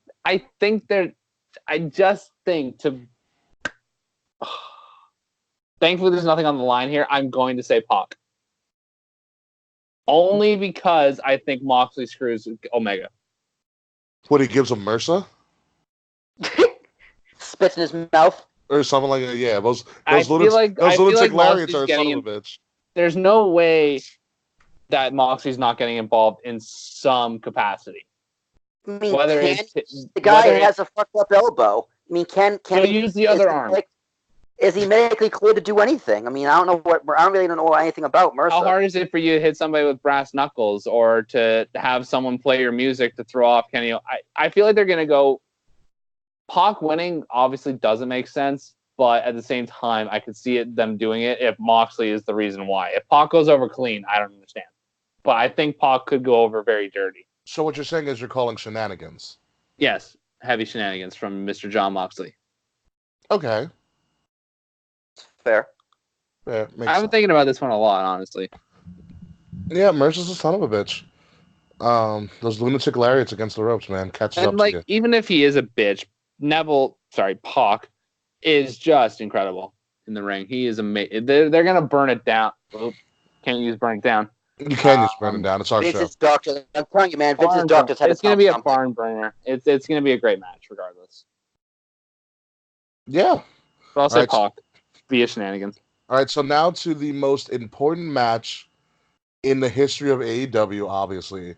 The AEW World Championship match with that very, very massive belt. Now that I look at it again. To crown the first ever AEW champion and the de facto leader of AEW moving into the TV deal within a month, Chris Jericho versus Adam Hangman Page. Slackster, who do you got? Oh, this is such a tough one because, okay, giving it to Adam Page would make sense because having the ex-WWE guy win the top title right before you go to TV would be weird for sure. But at the same time, doesn't it make more sense to because regardless of what happens, this whole show is going to be on every major news outlet that has to do with any sort of sport. And I think for that reason alone, I think it's going to be Jericho. Because what makes more sense? To have the name Chris Jericho. Well, what's a better headline for people that aren't watching your company? Hangman Adam Page wins AEW World Title at AEW's All Out. Or Chris Jericho wins the AEW World Title at AEW's All Out. Which one is going to get more clicks from non-fans? Definitely not the Hangman one. That sounds kind of scary. Exactly. So to get yourself in there deeper, I think from a business standpoint, it makes more sense for it to be Jericho. So I'm going to pick Jericho. Chris Jericho is the favorite. By how much? 200. Minus 200 for Hangman plus 150. Okay. Well, who do you have? I honestly don't know. I'm highly debating putting money on this card, but I might not because it's this one's AEW is tough, man. WWE is more predictable. But pretty much what Slack said, for the mainstream appeal, Jericho is the better choice. But you have the stigma with your base going, wow, you have a brand new company, you give it to a WWE guy. Granted, Jericho might be one of the top five of all time at this point. But he's a heel. And that's really my main thing.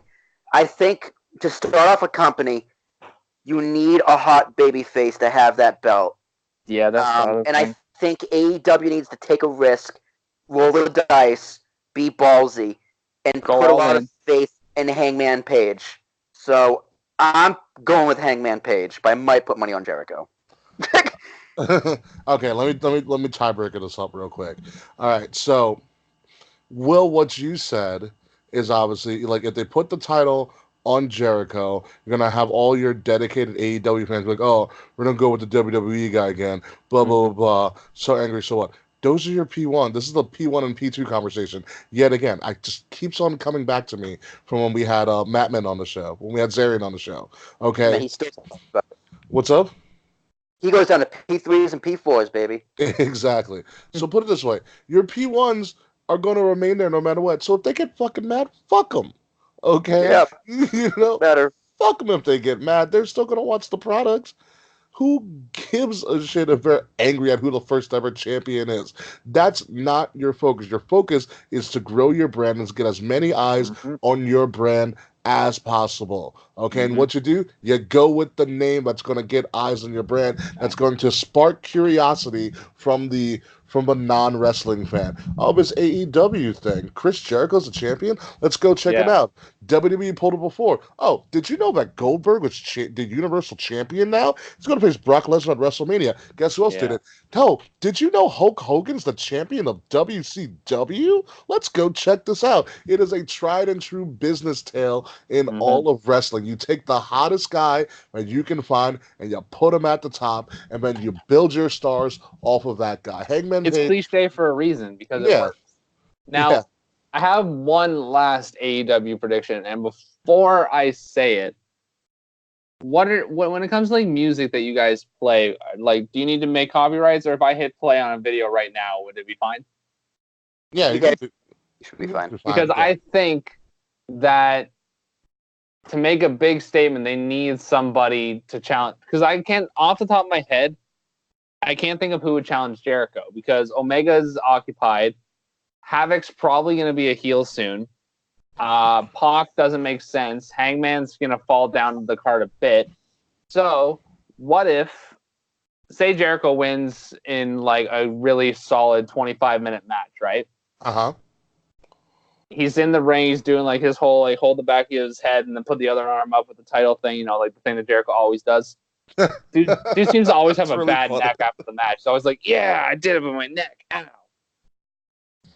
And then the lights go out. People are like, oh, what's happening? And then this happens. Hold on. You gotta play it. Lights go out, right? Yes. And the commentator's like, oh, power outage. And then all of a sudden we hear this.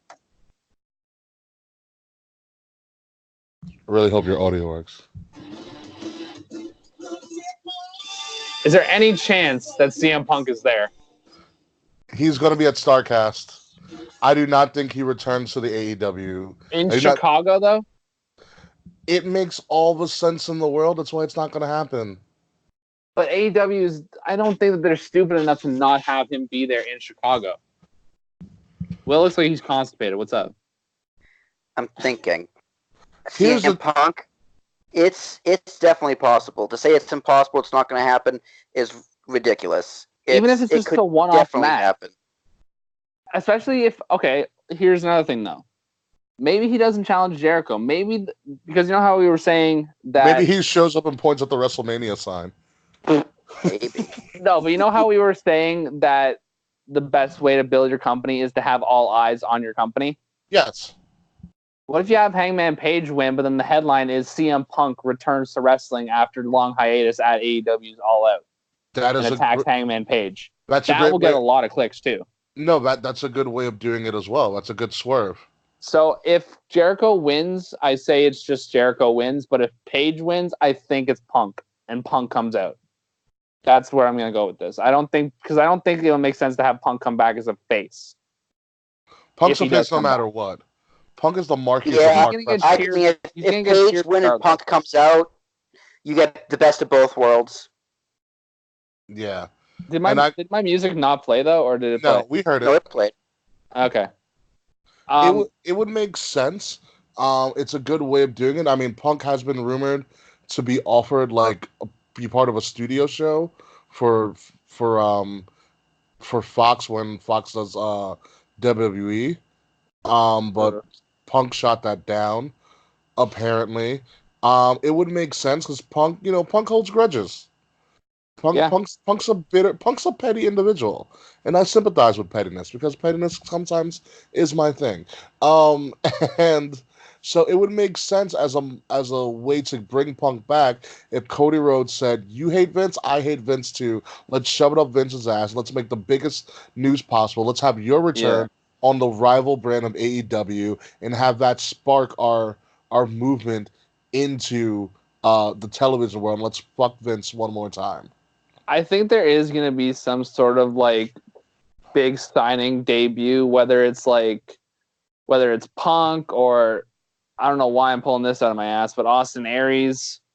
Austin Aries would be great, but he's not the Punk level. I'm not necessarily talking about the main event, though. I think at some point, someone's going to come out, whether it's, a team that you've signed to challenge the Bucks or the Lucha Bros, whether it's a new woman, because there's not a lot of women that have been announced for that Battle Royal. So I wouldn't be surprised if, like, somebody pops. I know Scarlett Bordeaux is done with TNA, so I wouldn't be surprised if she showed up in the Battle Royal. She's just pretty to look at. Just to look. Are you going to complain if Scarlett Bordeaux is on your screen? Yes or no? I'm not going to complain at all. Exactly. So she could show up, but I think that there is going to be one big signing, whether it's Punk, Aries, Johnny Impact, because Impact tapes months in advance, so he might already be out of the company for all we know. I think somebody is going to show up. I don't know who, though. There's somebody big is going to show up. I just can't think of who it's going to be. Okay, so if not CM Punk, who's the next best thing? Will. Oh, Jesus Christ. What's available? Yeah. Too many. Not Austin Theory. Thankful Lord. Alberto El Patron. It could be Alberto Del Rio, actually. I have no idea, honestly. I don't think there's anyone that main event caliber left out there. Austin Aries. Yeah, maybe Austin Aries, but he's really not that main event level.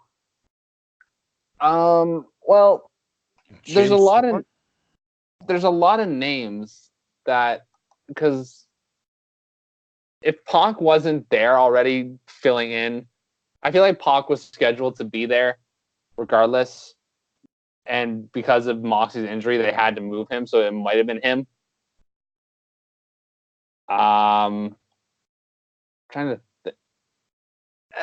Joey Ryan? That would just be funny. Maybe Joey Ryan shows up at, at some random ass fucking point. It's like penises start falling from the sky. What about Adam Gage? What about Tessa? Tessa Blanchard? Why the fuck not? She's arguably the hottest female in wrestling. Yeah, but she's got her whole angle with Callahan. She's next in line for the world title and stuff in TNA, so I don't think it's gonna happen. What if it's Callahan or Tessa? Those are two big names as well. What about? Oh my fucking god! If this happens, I swear to Christ. Although, isn't he already signed? Orange Cassidy. Orange Cassidy is already signed, and those lucky sons of bitches. Thank the Lord. I'm gonna say something that's probably gonna get me a lot of flack. I fucking hate Orange Cassidy. Wow, Slack. I fucking hate Orange Cassidy. I don't find him appealing at all. Why did he invite you on the show at all? Know.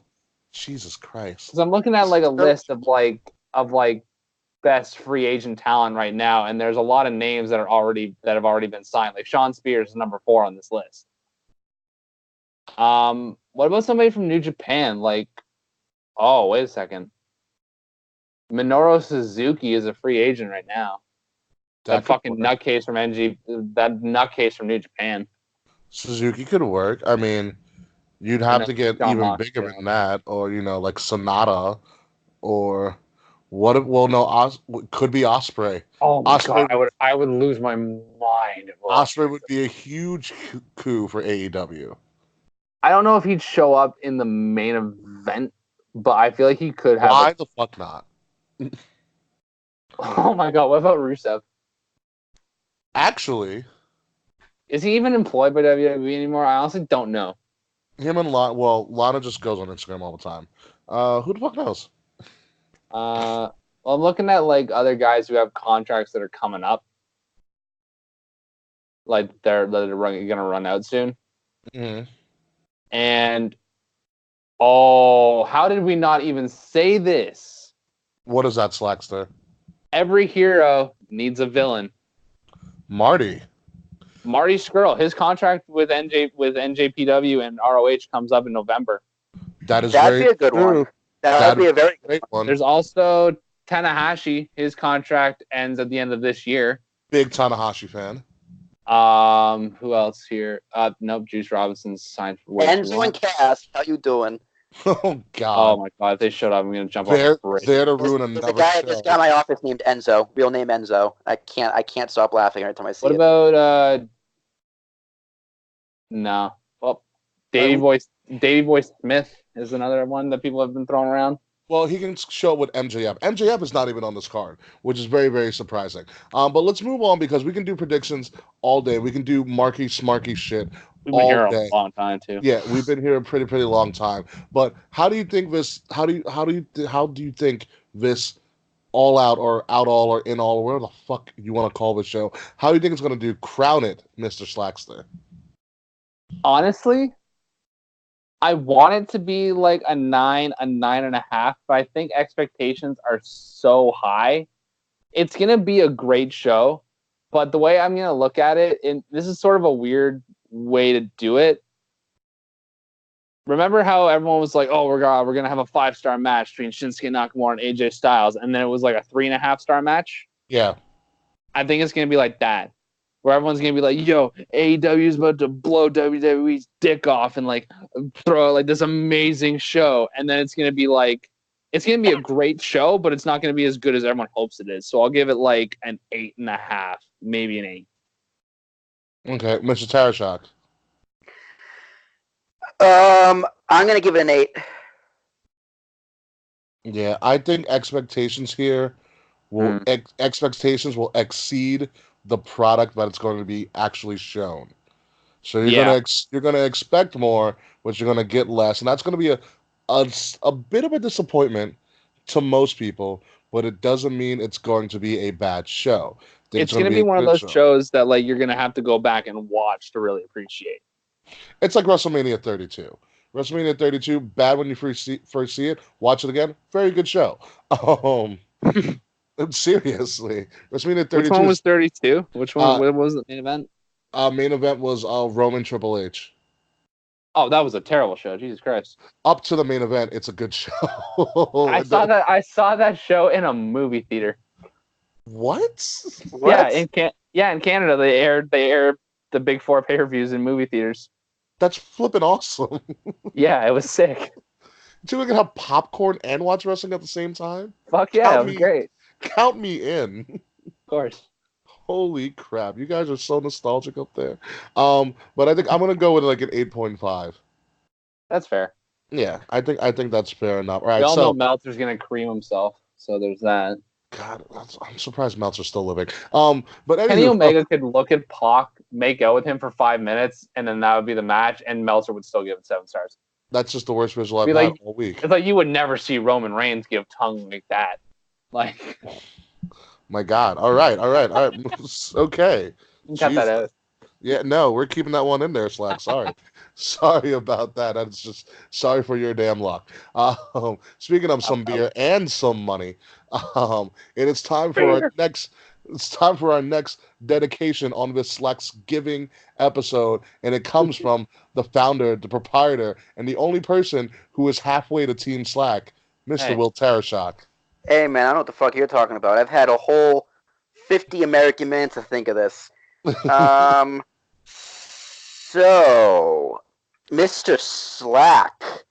What to say about Mr. Slack? First of all, I only learned recently that your real name is actually Slack, like your last name is like the last one on the show. I didn't know until the last one on the show that your last name is actually Slack.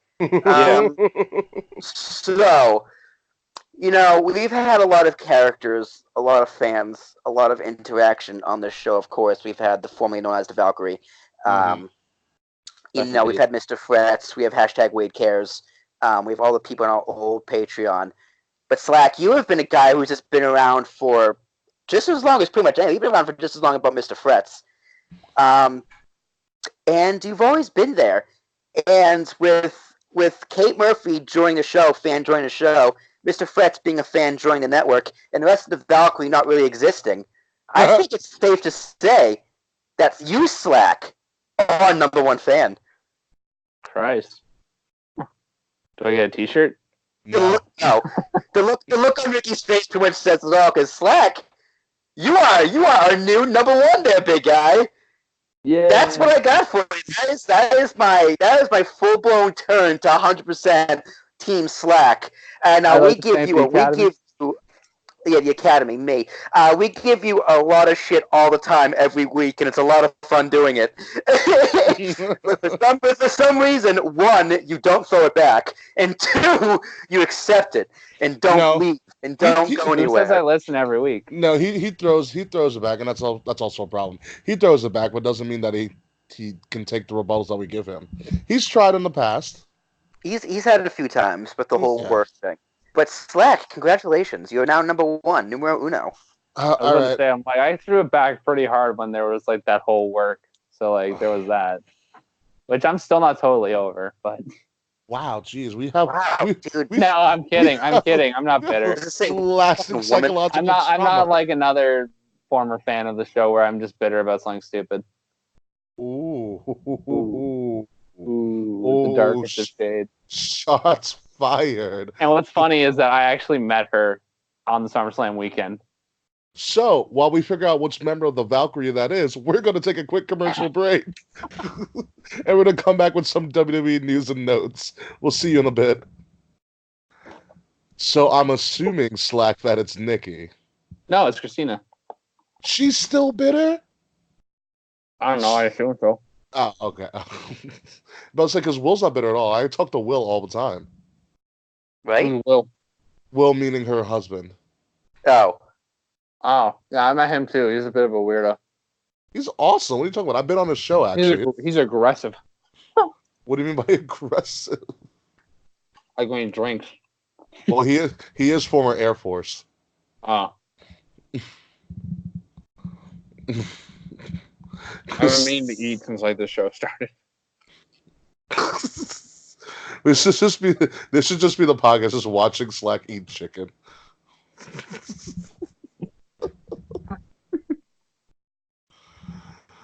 Oh my god! I'm gonna stop eating for now.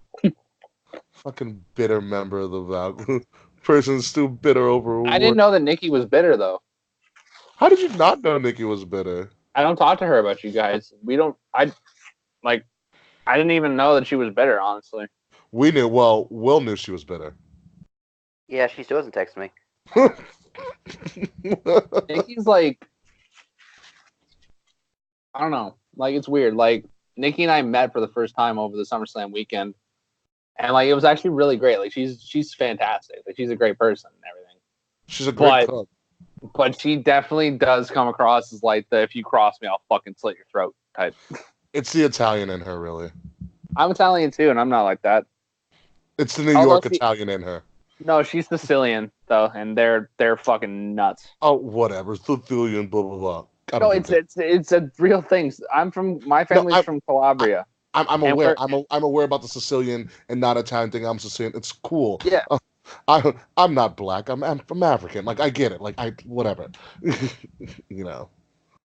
But, so I'm taking it that Nikki's not one of Will's love of his life anymore.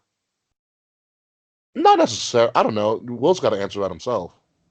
The cooking is no the love of my life. Oh, comment. Yeah, now I have a couple questions before we get back onto the show. All right, go right ahead. Yeah, was Kate always your first choice as your replacement? I'm curious because I feel like she was always the first choice. Although I thought it would have been Fred's as well. She was the. All right. So we'll let's break down the fourth wall really quickly. Slack, you were highly considered to be our newest host. Fuck up! No, I was not. No, I'm dead serious. Actually. I'm dead serious. It just, from a logistics standpoint, it just made more sense to have Kate, and it's only because you don't live as close as Kate does. Mm-hmm. No, that's fair. You know, and if I made a push because I thought well, just on the basically things we did, I thought you were the better shows. Yeah, it was really hard. It was really hard not to pick you, but Kate just, from a logistics standpoint, it made more sense. I mean, like, see, that's the issue because, like, why did you guys change to Tuesdays? Because you always used to record on Wednesdays. That was against my will.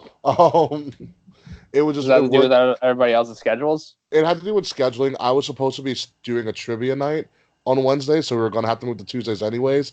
And we were talking about moving to Tuesdays because originally I believe AEW was going to be on Tuesdays. We were going to kind of work that thing, and now it's on Wednesdays. And now it's on Wednesdays going up against NXT. So it's really going to fuck up a lot of shit for us schedule-wise, which we haven't even talked about yet. Why not do Thursdays and then put the show out on Saturday? Because Fourth Wall's on Saturday. So we'd have to shuffle. We'd have to shuffle around. Like, all of us would have to do shuffling around. And something that we're going to really have to discuss leading into September about what the fuck we're going to do. Because there's going to be a lot of wrestling that we're going to have to cover in a week's time. And someone's going to be delayed somehow. Now, the other question, what you said when you said because Kate lives closer, is it because like they would be able to be at like shows and stuff with you guys? Yeah, a big part of our thing is promoting stuff. So yeah, we have to do. Yeah, that's what I figured. Yeah, she can come to stuff. We can take pictures together. It's hard for you. It would be hard for you to get here without wasting an arm and a leg.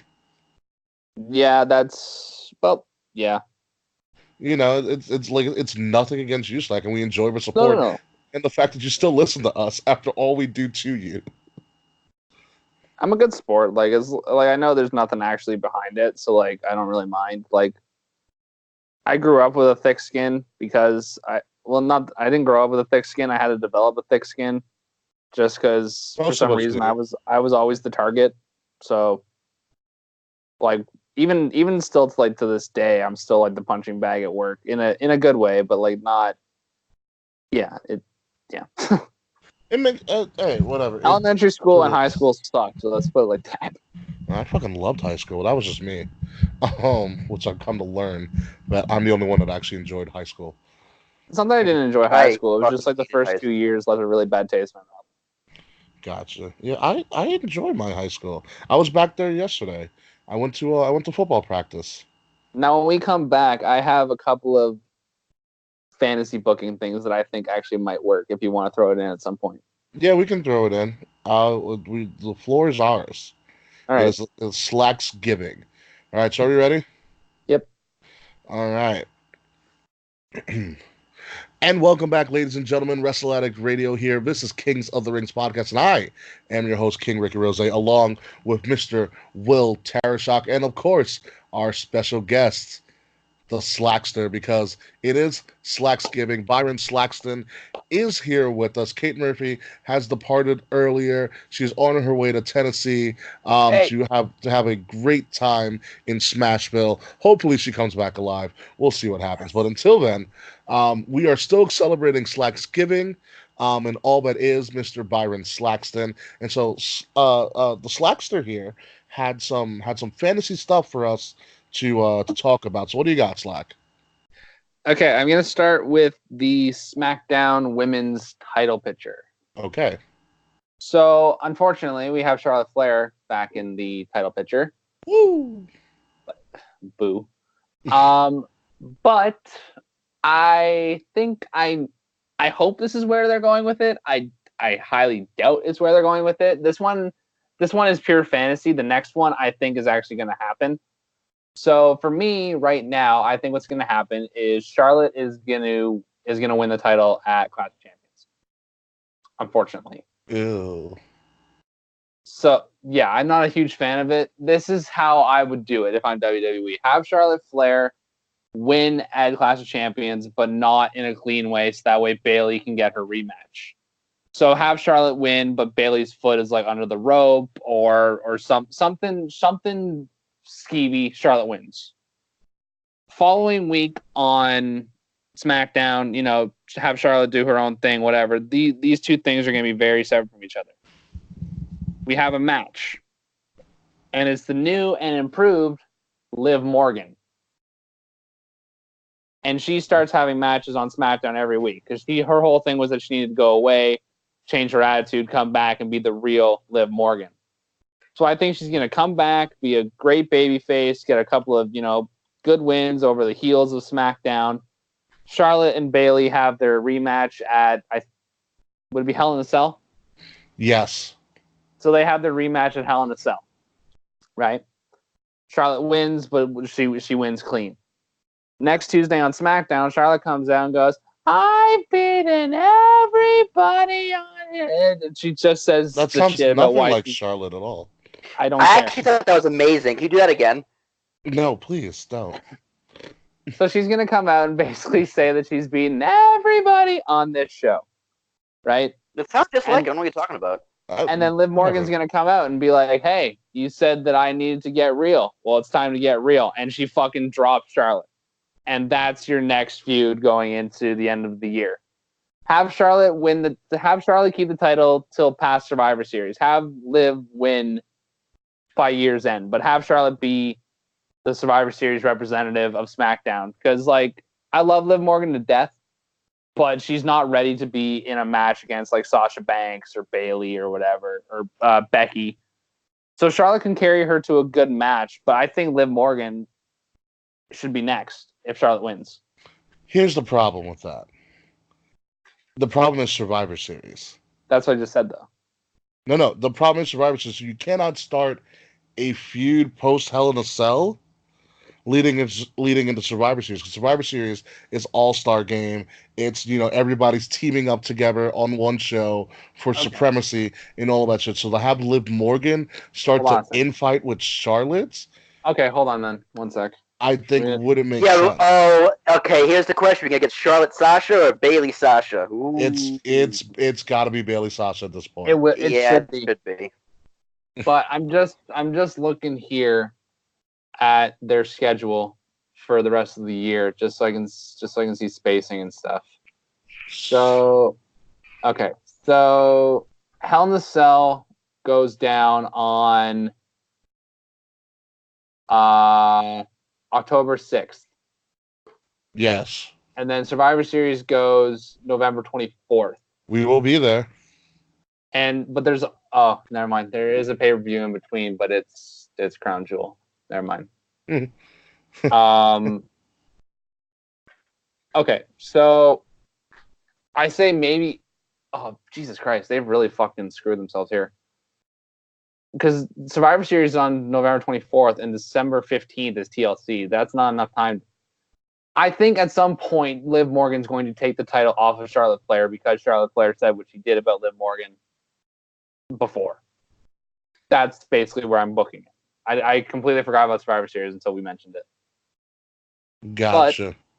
But my other fantasy book, and I think it's going to happen. I don't know if you guys saw the possible leak. I didn't. Will? Was it her tits? We've seen those already. With the men. Oh, no. No, we haven't. The venue, WWE is having Hell in a Cell at the Gold One Center in Sacramento, California. Sacktown. Yeah. Ooh, Bayley. So, right now, I don't really like what they're doing with the Universal title. I think Braun's going to turn heel eventually.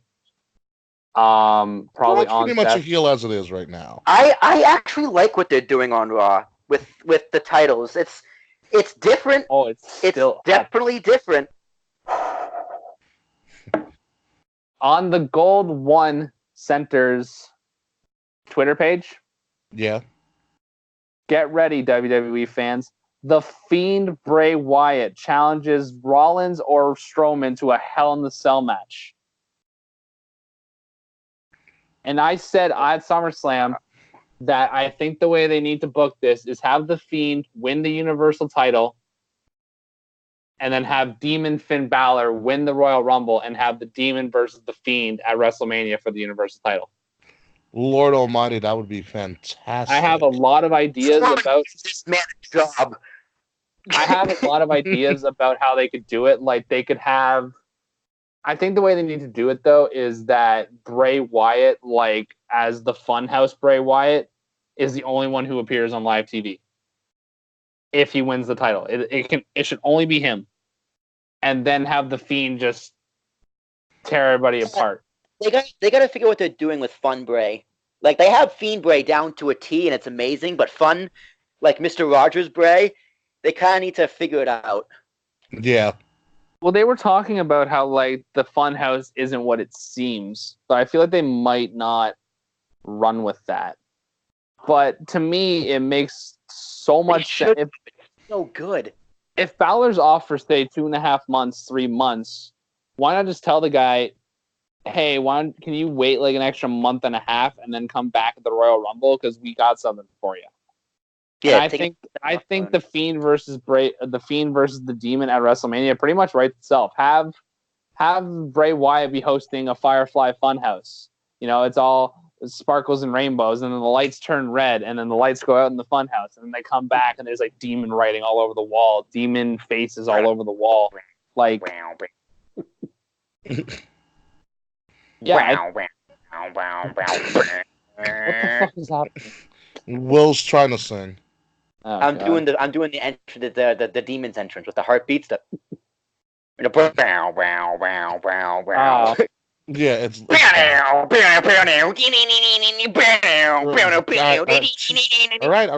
right. Goodness. Did you take your Adderall today, Will? No. I don't take Adderall. I'm not. Although I'm a journalist, I probably should. And that's my fantasy booking: the Demon versus the Fiend at WrestleMania Universal Title. Well, we will see if you're right with this moving forward, but I have no idea what their plans are for WrestleMania. Not a goddamn clue. Like last year, we had a good sense that it was going to be Charlotte Rousey. Now it's like, what are they going to do? We have The Rock versus Roman Reigns. The main event has been pretty. That could happen. That could still happen. If Kairi Sane doesn't come in on WrestleMania on a big fucking boat, that's just a miss. I will tell you right now, I was in Tampa, down in Florida, and that stadium and that venue is WrestleMania ready, like you wouldn't believe. It is going to be a fantastic time. Raymond James Stadium is built for an epic show that is going to be WrestleMania. Sightlines are fan-fucking-tastic. And there's very, very good seats in the house for that entire show. But well, you should go. It's going to be pretty simple. It's a great trip. But moving along, folks, we do have to get to the end of the show. But before we get to the end of the show, it is time for one last dedication to Slack on Slacksgiving. And that dedication comes from Kate Murphy. No, she did hers already. Oh, okay. It comes from me, Slack. Aww. Are you ready, Slack? Probably not, but go for it. Kiss. Coming up on almost 2 hours. Kiss. Shut up, Will. Kiss. Damn it. Slack, first and foremost, your fan fiction is not coming to life, Will. Relax. No, that attitude. First and foremost, I'm very glad that you were able to make this show, and more importantly, I'm very glad that your family canceled on you before we could. Okay, so I'm glad you're able to make that sacrifice to be on the show. And I will admit, Slack, when I first heard about you, because I believe my first remnants of you was from the OG queen, Danny of faction formerly known as the Valkyrie, the original queen of the podcast, in and of herself. True number one fan. Yeah, the true number one fan, actually. Yeah, just telling like it is. And at least I'm still here. Wow, just really had to cut deep into the middle of my speech, Slack. Really had to cut deep into the middle of my speech. But yeah, when I first heard about you, you weren't portrayed well. And that kind of stuck for a while, and then we got to see you, and we got to hear from you. Wait. Backtrack. Well, hold on, Slack. Okay. And we got to see you, we got to hear from you. And to be honest, I would have rather just heard from you and not seen you. And then you forgot our names, and you didn't know who was who, and that was just good. And then somehow, some way, you made it on the show. You made some signs. You made some signs. You made some bad signs, but you made some signs nonetheless. Signs that barely got on TV, but nonetheless you tried, and we gave you Miss Participation Awards for that. And then afterwards, we even gave you a position as our intern Byron Slaxton, which is a great name if I'd say so myself. And then you made another video, which was great. The audio was better this time. You were a little pale, which I'm happy you've made it out of the basement. I'm happy your walls are finished now. I'm happy about your laundry's done because I can hear it. And you progressed in life, and I'm very proud of a second video you made, even though you look like the lead singer of MCR. That's a compliment. That was amazing. That was an amazing time. It was an amazing video. And although people have done better fan videos than you, #Mr. Frets, there is no one who is as dedicated as you to this show in this current format. There's no one who's as gullible as you in this show, a la The Work. Um, there's no one who would believe that we would start recording at 6 a.m. in the morning, a la Kate Murphy from earlier on today. I was tired and stoned. But what I'm really trying to say here, Slack, is that excuses are for bitches, and you, my friend, are not one of those excuses right now. What I'm really actually trying to say is, from all of us at Kings of the Rings podcast, happy birthday, Slack. And on that note, who was like, hold on, wait, hold on. You, cha cha cha. Happy birthday to you, cha cha cha. Oh, that's enough. All right, yeah. So wait, is August 28th the anniversary of my first time on the show? Is that why you're saying that? No, well, who's your birthday? Isn't it your birthday? Not my birthday. Jesus Christ! It's still your birthday. It's not his birthday. My birthday is in July. What are you talking about? It's still your birthday. It's not his birthday? What? Why are you having you on the show? Fuck. Damn Wait, who told you my birthday was today? You did. I forgot you were going to be on. Just like you forgot it was going to be his birthday, too, Will. Yeah, well. Anywho, King of the Night. Let's move on. I guess. What's up? Maybe next year. Who's King of the Night? Oh, my mom. Really? There's no reason for this. So I had a dream last night that Ricky, me and you and Kate Murphy had a wrestling show, and the Velveteen Dream came out, all right, and had like a 35-minute entrance. He was just going into the crowd, and he was stealing everyone's belts. Like, they have replica belts. Yeah. He was stealing them, literally had them on his arm, just swirling around, going Velveteen Dream, TREAM, and like he pointed at me and started making fun of me, and then my mom just came up to me and was like, "Hey, don't you dare make fun of my son!" Oh my god! She was like, "Well, then the Velveteen Dream started making fun of my mom. My mom goes, "Well, you do a fake sport." Then the crowd turned to my mom. I had to get her the fuck out of there. So King of the Night goes to my mom. My God. If there was any way to prove Freud's theory correct, Will just said it. Wow, really? That's really fucked up, Slack. And it's you're lucky it's your birthday. Anywho, my King of the Night obviously doesn't go to Slack because fuck him. So at least I said it now and not at the end of the show where I sneak it in. You're still going to throw it in there, let's be honest. Probably Slack. I probably am Slackster. My King of the Night goes to my boo, Sasha Banks again, my boo in blue. I liked her promo at the beginning. Really? I cried. It was a shoot. She's like, yeah. She paid more than me because she made no shit, Sasha. That's how money works.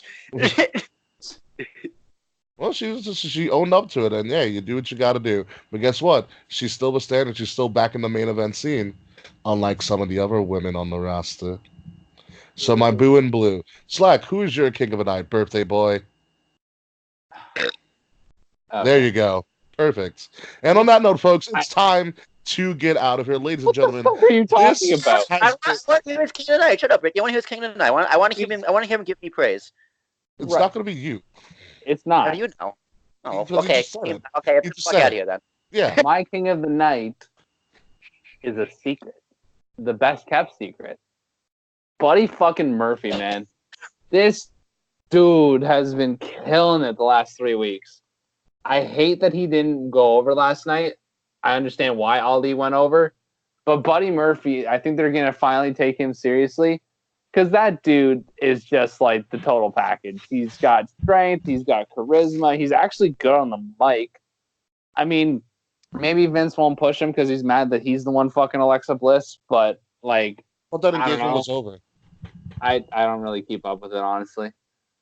Point is, King of the Night, Buddy Murphy. For sure. For sure.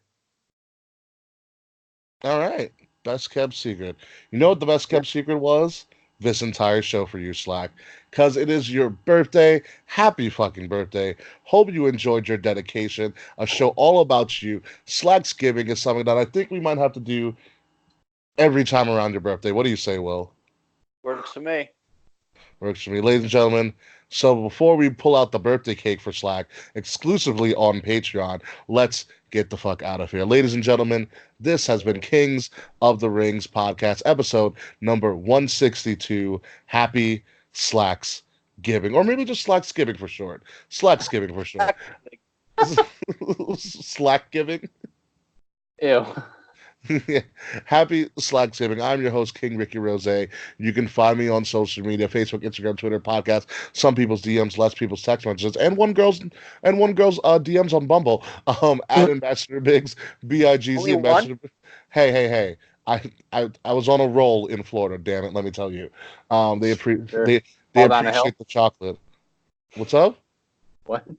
Slack, your laundry's done. Anywho, you can find Kings of the Rings podcast at KOTR _podcast on Facebook, on Twitter, on Instagram. Listen to us each and every week by subscribing to Wrestle Addict Radio on iTunes, Spotify, iHeartRadio, Google Podcasts, wherever podcasts can be found.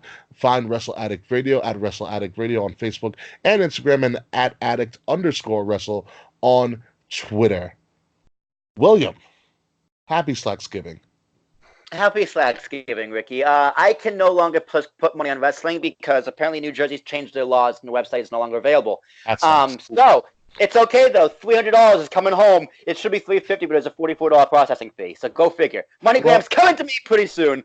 So you owe me money for Survivor Series. No, I paid you in full already, but you have to, once you so yeah, this money is essentially going to you once you buy the rest of the tickets. And it's happening tonight. It's happening tonight. All right, so I will send you that money. I want to get my first paycheck, and once this money comes in, you can find me on Facebook and on Twitter, Will Tarashuk, T as in Thomas, ARASHUK. Instagramification, go there and follow me anywhere and everywhere podcasts can be found. You Mad Bro Podcast, you know all the works. Yep, that's what I said. Slack. Birthday boy, you have anything to say? Not really sure. Did you enjoy your Slacksgiving? Who's giving you the birthday blowjob? I did. Okay, let's just end it there. It's a real slobber knocker.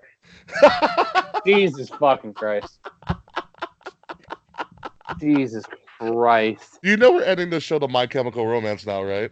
Yeah, that's fine with me. Holy shit. Holy shit. Let's end the show with My Chemical Romance. I'm sad that Kate's not here to enjoy it with me. Stay so long and good night. Oh my God, Slack! Your guy liner is falling off. We gotta fix that. Anywho, folks, we're gonna get out of here. We're gonna finish celebrating Slacksgiving. This has been Kings of the Rings podcast. We will see you soon. Goodbye and good night. And above all, folks, go fuck yourself, Slack. Fuck you, Ricky. We'll see you soon. Long ago, there was a Slack who could not You're doing Helena. You're doing Helena. So we constantly shit on him. Became a time.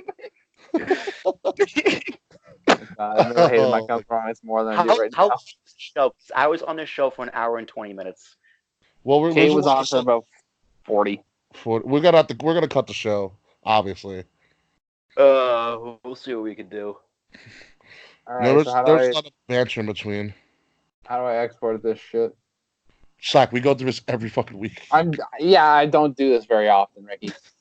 I'm aware. Fair. Hey, you can't blame a man for not knowing. He doesn't know what he doesn't know. But we've done this with him before. Yeah, I mean, it's been a while. This is 162? Hey, yeah. Will, 162. Hey, Will, did you know Jeff's at a Slipknot concert? But everything that he's talked about all week?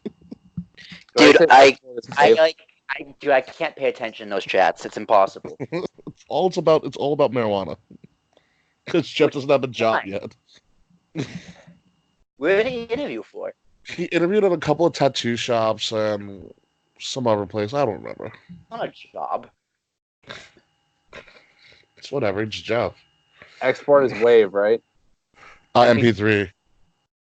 MP3 or Wave? MP3. Yes. If for some reason you can't do MP3, Wave's fine. I'll convert it. Because I know how to do things. So, Will, how's Wall Street treating you? All this format option stuff is fine, right? I'm actually on Wall Street. I'm right in the heart of Times Square. Nice. It's cool though. When dude, it's all social media. I pretty much do what you do for this podcast. Like every morning, I'm in the control room, and every afternoon, like when the markets open and close, we stream live on Facebook. So Yeah.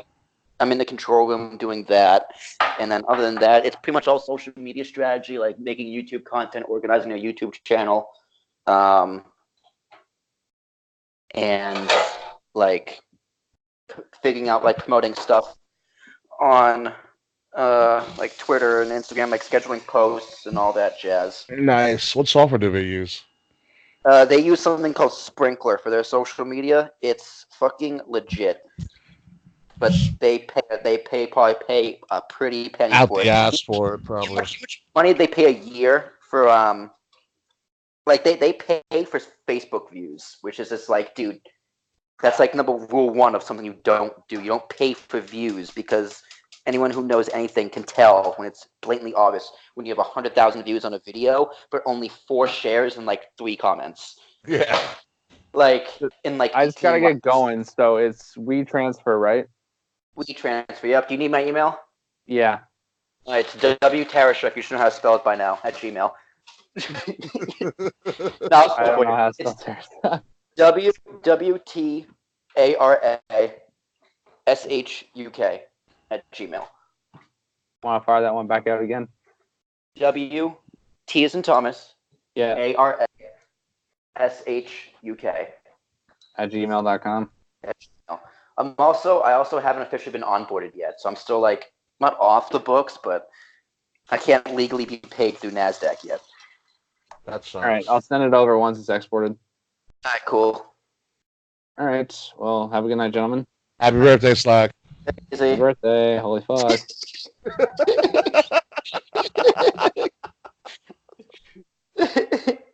Have a good night, gents. Later, dude.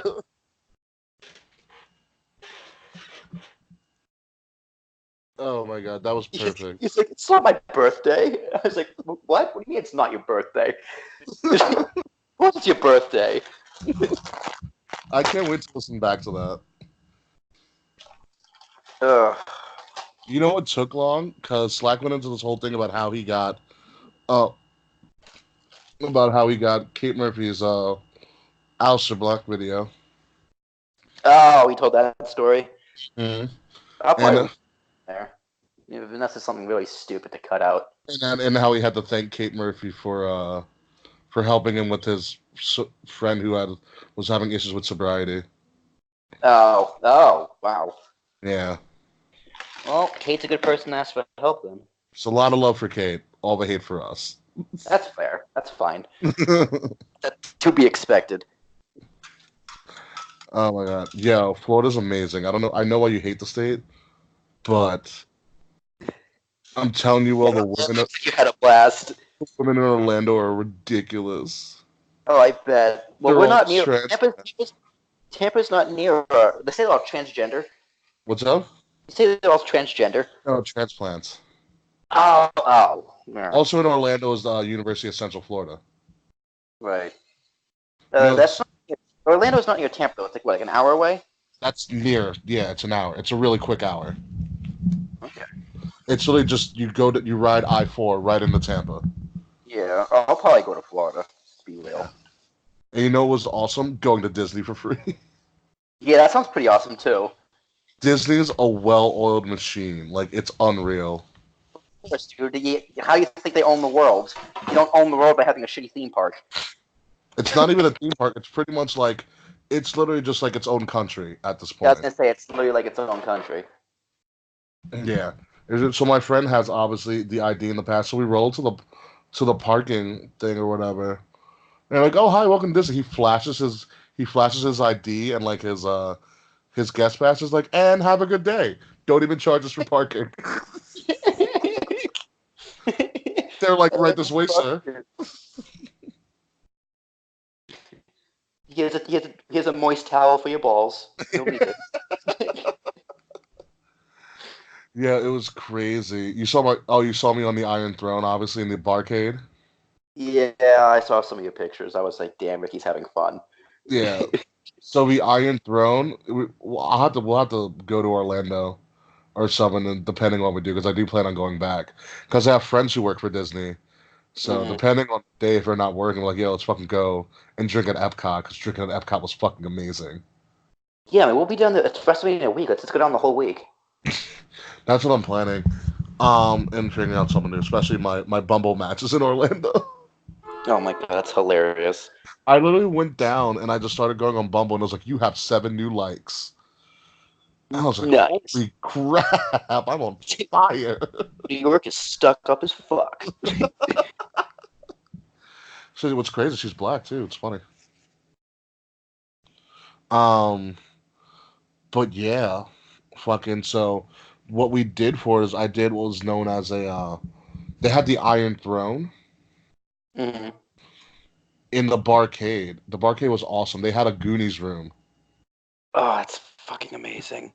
And they had a Star Wars room too, where they had the replica of Han Solo stuck in the fucking metal. Oh my god! Like a life size replica. Yeah. The not kryptonite. Is it kryptonite? Not kryptonite. What the hell is he stuck in? Oh, I forgot what it's called. Carbonite. Close enough. Kryptonite, carbonite, adamantium, whatever. The Iron Throne's there in the middle, and it's roped off, and so it's like you have to take these 7 shots that are based on the 7 kingdoms. Oh my god! If you can finish all 7 shots in a row, then you get to sit on the Iron Throne. Yeah, that's actually amazing. You've seen my video, right? No. I'll have to show it to you one day. But Sam didn't. Public. Do you see Sam's video of it? No. So I went down with Sam because it was his birthday. But I was going to say his birthday was the other day. Birthday's today, actually. It's today? Mm-hmm. So it was $50 for 7 shots. But these are like healthy shots. These are like highball glasses. Jesus. Yeah. So you want to hear the first shot? Because I have the photo of everything right now. The first shot is it's mandibri. It's like rum, habanero lime, and strawberry. That doesn't sound too bad. Well, that one's that's probably for the for High Garden.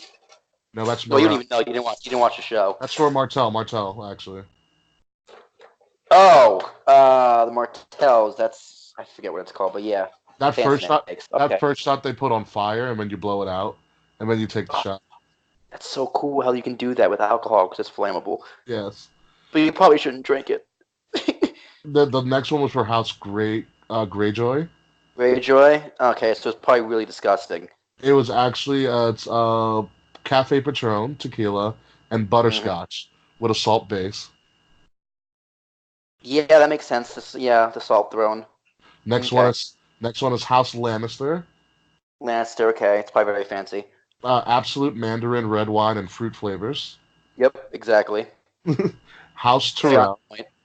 House Tyrrell. Oh, okay, it's probably very rich. Absolute Elix Saint Germain and white grapefruit. Sure. House Baratheon. Baratheon, sorry. That was Jameson vanilla and ginger beer.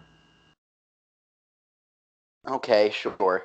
And then it gets really freaking disgusting. I can't even see it because my flash got in the way. It's House Wren or something like that. I can't even see it. House who? I don't know. I can't see it. It's from. They were in The Vale. The Vale. Oh. I can't see it because my flash got in the way.